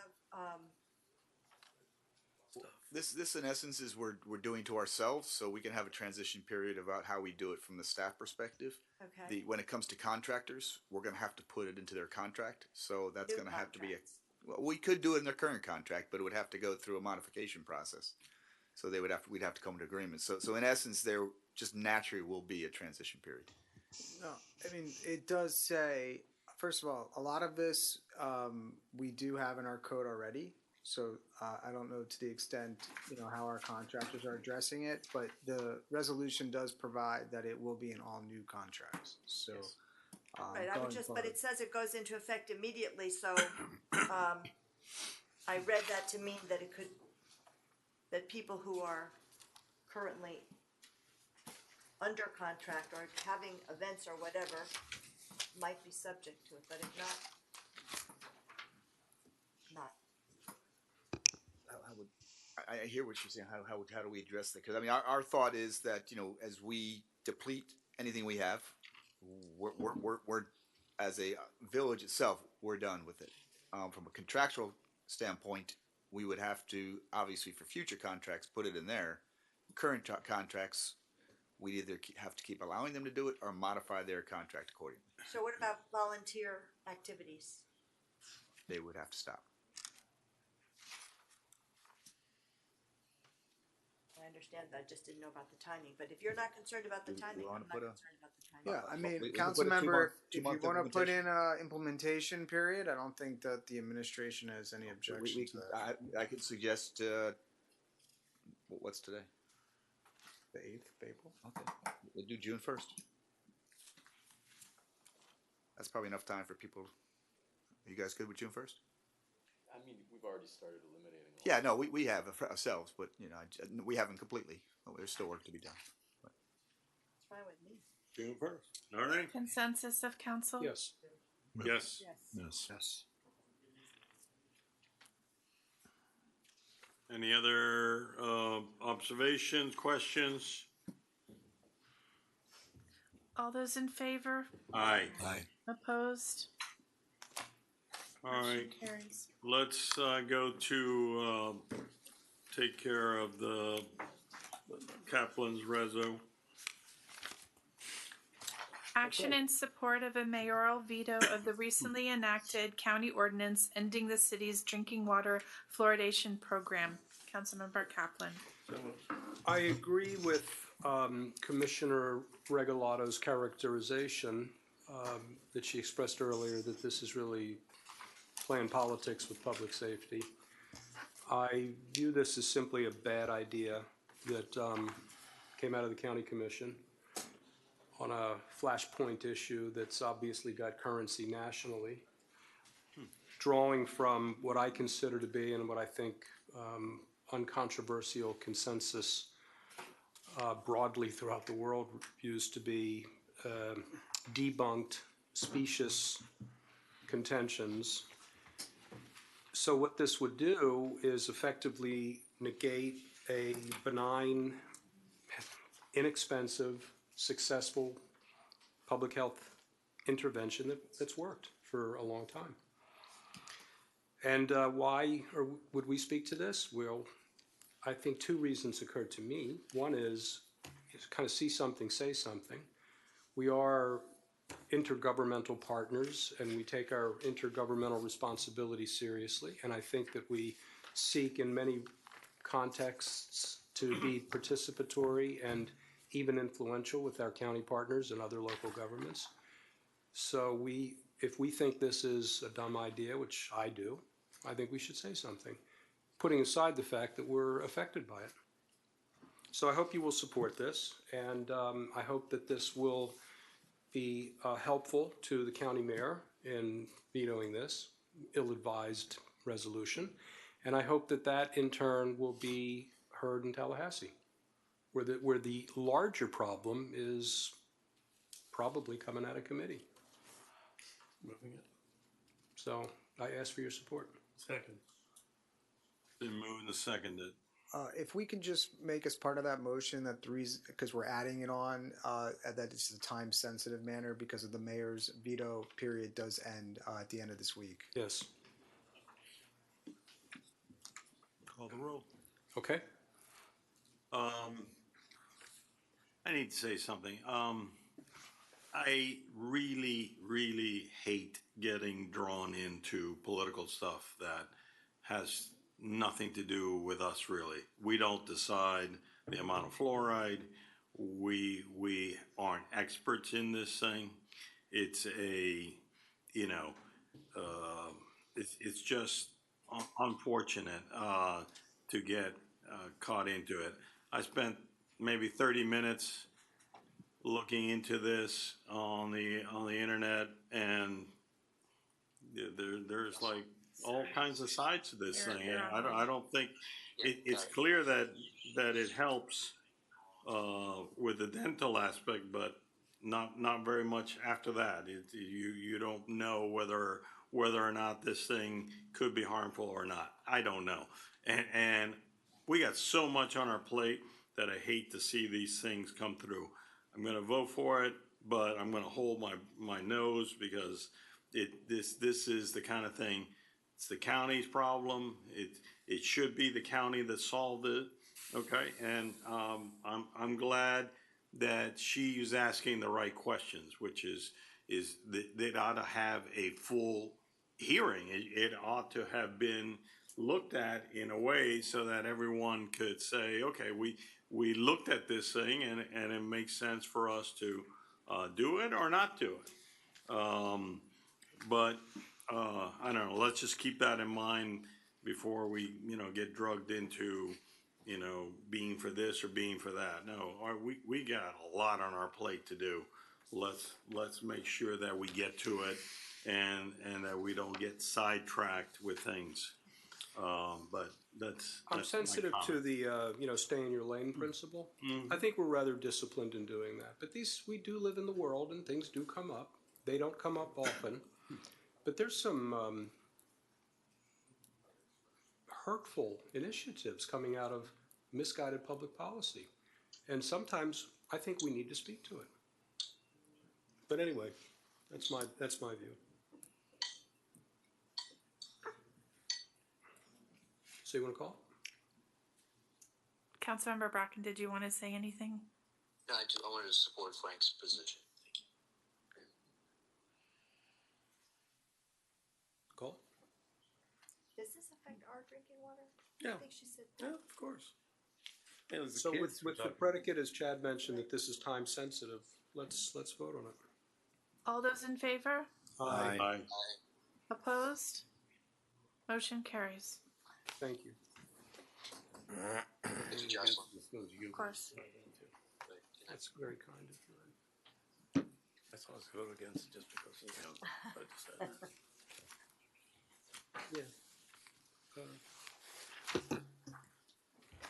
Okay, what do we really need to hear going forward?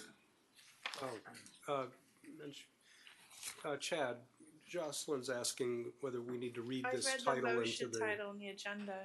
Do Sure. I need to read this? Sure, if you could read the title in, that would be great. I'm reading the title of this resolution into the record. A resolution of the Village Council of the Village of Key Biscayne, Florida, requesting Mayor Daniela Levine Cava's veto of the recently adopted county resolution ending Miami-Dade County's drinking water fluoridation program, supporting excellence and public confidence in public health, providing for transmittal, and providing for an effective date. Okay. And I already have. I think that's sufficient. Council. Thank you. Mr. Mayor, if we could, just on the managers, I'd like Jeremy just to give an update on the great work that the code compliance team has done. This has been something that was asked for about a year or so ago to give a quarterly update. He'll be very brief. Yeah, so just like to highlight in the numbers in particular what our code team has been doing, which is monitoring what went from 40 construction sites 3 years ago when I started to 74 active large-scale construction sites today. They are staying on top of them as best they can and doing a tremendous job. Like, we have not had as many noise complaints today as we did then. I'd also like to point out some tremendous work working with the county, preparing for the turtle season. We have 100% compliance on, and we're sort of turtle ready this year. Earlier than ever before. So the team has been working very hard and doing good work. I would say that we are noticing more things when we go into condominium buildings. We're finding more work being done without permit because as we've had to concentrate on construction sites at the single family home, we're not able to stay on top of the condos as much. So we're going to try and reach out to condo managers and try and get some like self-reporting from them because they keep a log of contractors and we should be able to cross-reference that with permits. So we're going to try, since without having more boots on the ground, try and do some additional compliance there. Jeremy, talking about the construction. I'm sorry. Wait, one at a time. To London? Talking about the construction, I've asked a number of times, not you, but other people. I'd love to know, but I think it'd really be helpful, especially with the storm sewer, what we're looking at. How many Mackle houses, I call them, virgins, haven't been changed? Do we still have in Key Biscayne? How many modified Mackles or those that were built below the, what's it called, FEMA? Yeah, the flood BFE. flood elevation. Yeah, I think I came in 74 or something. Well, we have 74 construction sites. We still have, I think, I'll double check because it's a rapidly changing number. Would be helpful Yeah. by Thursday. Yeah. So what are you asking for? You're asking the number of Mackle or just the number that are Number of below the FEMA Mackles standards? and number of modified Mackles.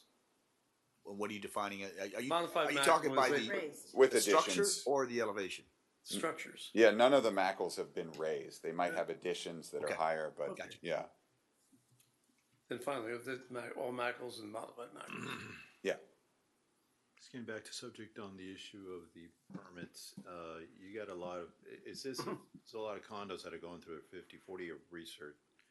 Is this affecting, I mean, do we need to be more on top of it? No, that's a separate matter. So anytime you're doing a 40-year recertification, you're doing major work. Right. That major permitting. Coming in for permitting, you've got a threshold engineer, like we're staying on top of. Okay. What we're seeing is minor work done in units, work without permit. We're seeing evidence of that when we go in and look for other work with permits. Okay. Is that a resource issue? Is that something that because we don't want to be building without permits? No, and look, I think we're gonna be discussing it internally if we can solve this with compliance with the building managers and come up with something there. Yeah, I heard that, but I also hear, there's a lot of construction activity. There's a lot of permits that need to be pulled, and I see people that may be working a little bit, without permits, and I think that it behooves us to look at that from a resource standpoint and see if we do need more eyes on it. Yeah. That would be my suggestion. And we look at that, and it's also an issue for the fire prevention program as well. You know, just getting into these buildings is hard, right? And getting to the place that you need to be, and making sure that they're complying with obviously the permit requirement, but we're getting out there more. And I've asked Jeremy and the chief to get more people in there. I do believe there is benefit to having partnership with the managers. If that doesn't solve the problem, then maybe we do have to look at a resource issue. Yeah, I would, take a look at that. But look, the managers are responsible for knowing what's going on in their building. And they're held accountable for ensuring that they meet not everyone, almost all of their charters state that they can't do work without permits. Okay, so are we holding the managers or the manager, It's ultimately the responsibility of the individual condo owner. If it's a condominium, if it's an apartment, obviously it's the whole building, but. Right, I just don't want it to get beyond us and us not being able to have Right. adequate oversight on something as important as that. That is important. Electrical, plumbing work done without permits. Hold on. I'm wanting to see more data, some management data about what goes on in the whole building department.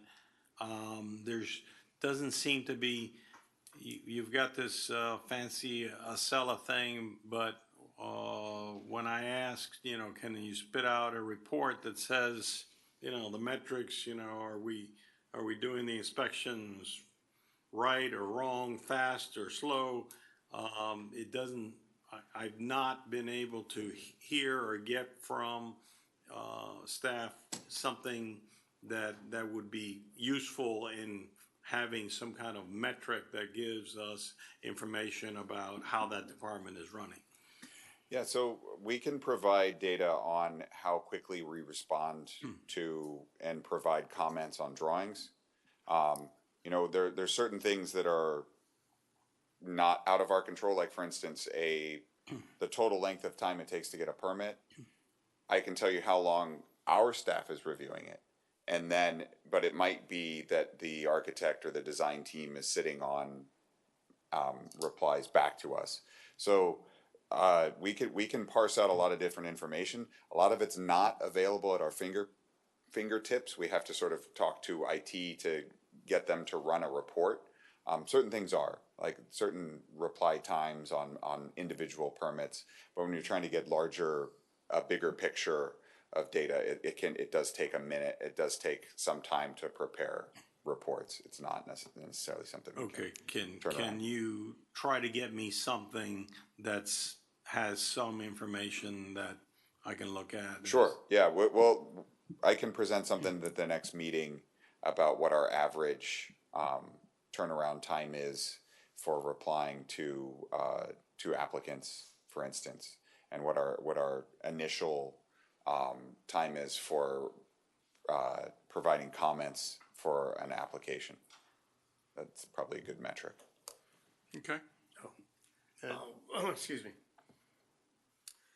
When people came in for a variance last time to raise the BFE to start from this thing, and I think Nancy didn't like the idea, and I understand where she's saying that we're doing this by variance instead of doing by variance. If we're going to we have the intention, and it seems like we have the intention of raising the BFE, and we approved the ZORC today, but obviously it's going to take some time before they come back with all the recommendations.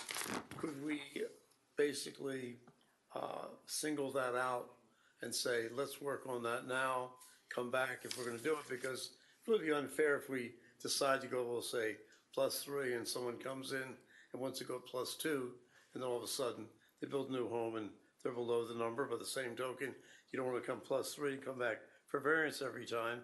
So could we possibly take that out of the ZORC's responsibility, or make that the ZORC's first responsibility to come back to us very quickly to get that done, to eliminate the variances that you like? I think what we can do, council member, is we can start drafting it right now and have that, as you mentioned, the first item on the ZORC's agenda.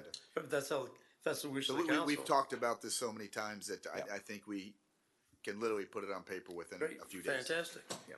There's one thing, I brought this up some months ago, but it may be timely now.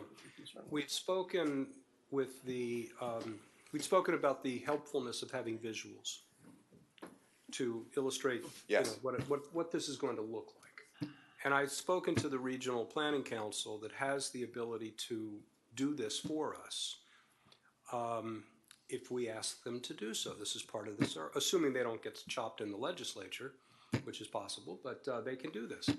Should we create visuals to demonstrate the as-built result if, say, for example, height above BFE goes to 3 or 4 or 5? Every house will be different by the architect. No, look, I think if I understand correctly, though, if the idea is to sort of use sort of a white model comparison so that we can have a visual representation of the It has nothing to do with proposed changes. architecture. It's Right. It's all streetscape. Building massing. It's all proportionality. Yeah. No, I think it's absolutely helpful to present visual information because we're talking about a visual thing. So I'd be happy to reach out to them if. I think that would be good. Now that we have the ZORC ordinance in Yeah. place, we've got to now fill the positions, and so we'll start. Jeremy and I will reach out and we'll get them engaged. No problem. Yeah. I think it'll speed the work along on this, No, on this and first look, point. I think if this was as simple as we just want to bump everything up, we wouldn't need a ZORC. And what we realized was the moment you bump up a couple feet, you can start using that. You would almost always be able to use the space under the house, and then, which is not a bad thing, could be a good thing, but maybe once you start doing that, you really are affecting the massing of the entire building, and you're potentially visually affecting the feel of the village. So that's where we ended up with the ZORC. I think we raised as well. the last time to raise the house so we could use the space under the house for parking. And I think we put that into the code the last ZORC we had. So we did want to raise the house for that purpose. And then we put the regulations, excuse me, what you could do underneath the house. So that was done before. Right. And it was done also to get the cars off the street because there was a parking problem on a lot of these streets. So I think we've done that already. Here's a variable that will come up for sure. The ridge line, the top of the ridge line. If you, for example, prescribed 9-foot ceilings instead of 10-foot ceilings on the second floor, you cap that height. That's going to come up. And if we see, a drawing of that, it's going to help. Yeah. We did the last time. We just cut back the pitch of the roof by an inch, okay? It's maybe not enough. Anyway, mission accomplished. We got a ZORC for. I have one last thing before you adjourn. Just so everyone knows, I just learned this is Chief Lang's last official meeting, council meeting. And so although I know there are going to be a lot of festivities in your honor and celebrating your contribution to all of our lives and our community, I just want to say thank you. We love you. We're going to miss you. We are going to embrace our new chief, and I know we're going to love and he's going to take good care of us. But this is a very special night, so thank you.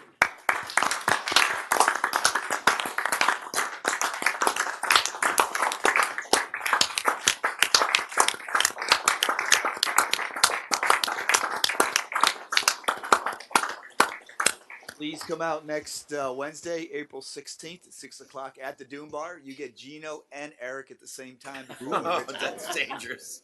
Join us, please. I'm going to have a great time. Let you know now, I'm going to be on an airplane. This is not one I want to miss. But the changing of the guard is officially on April 30th, right? Correct, yes. So you could hit that one. Yep. We have to leave at 10 o'clock? I don't know. Only if Chief is there. The other Chief, Susan. One last thing. Mr. Manager, can you, for next meeting, provide us an update on the street lighting capital improvement project? See where we are on that? Haven't heard much about that lately. Yes, sir. Okay. Anything else for the good of the order? Move to adjourn. Move to adjourn. Mike Davies is coming in. All those in favor say aye. Aye. Aye.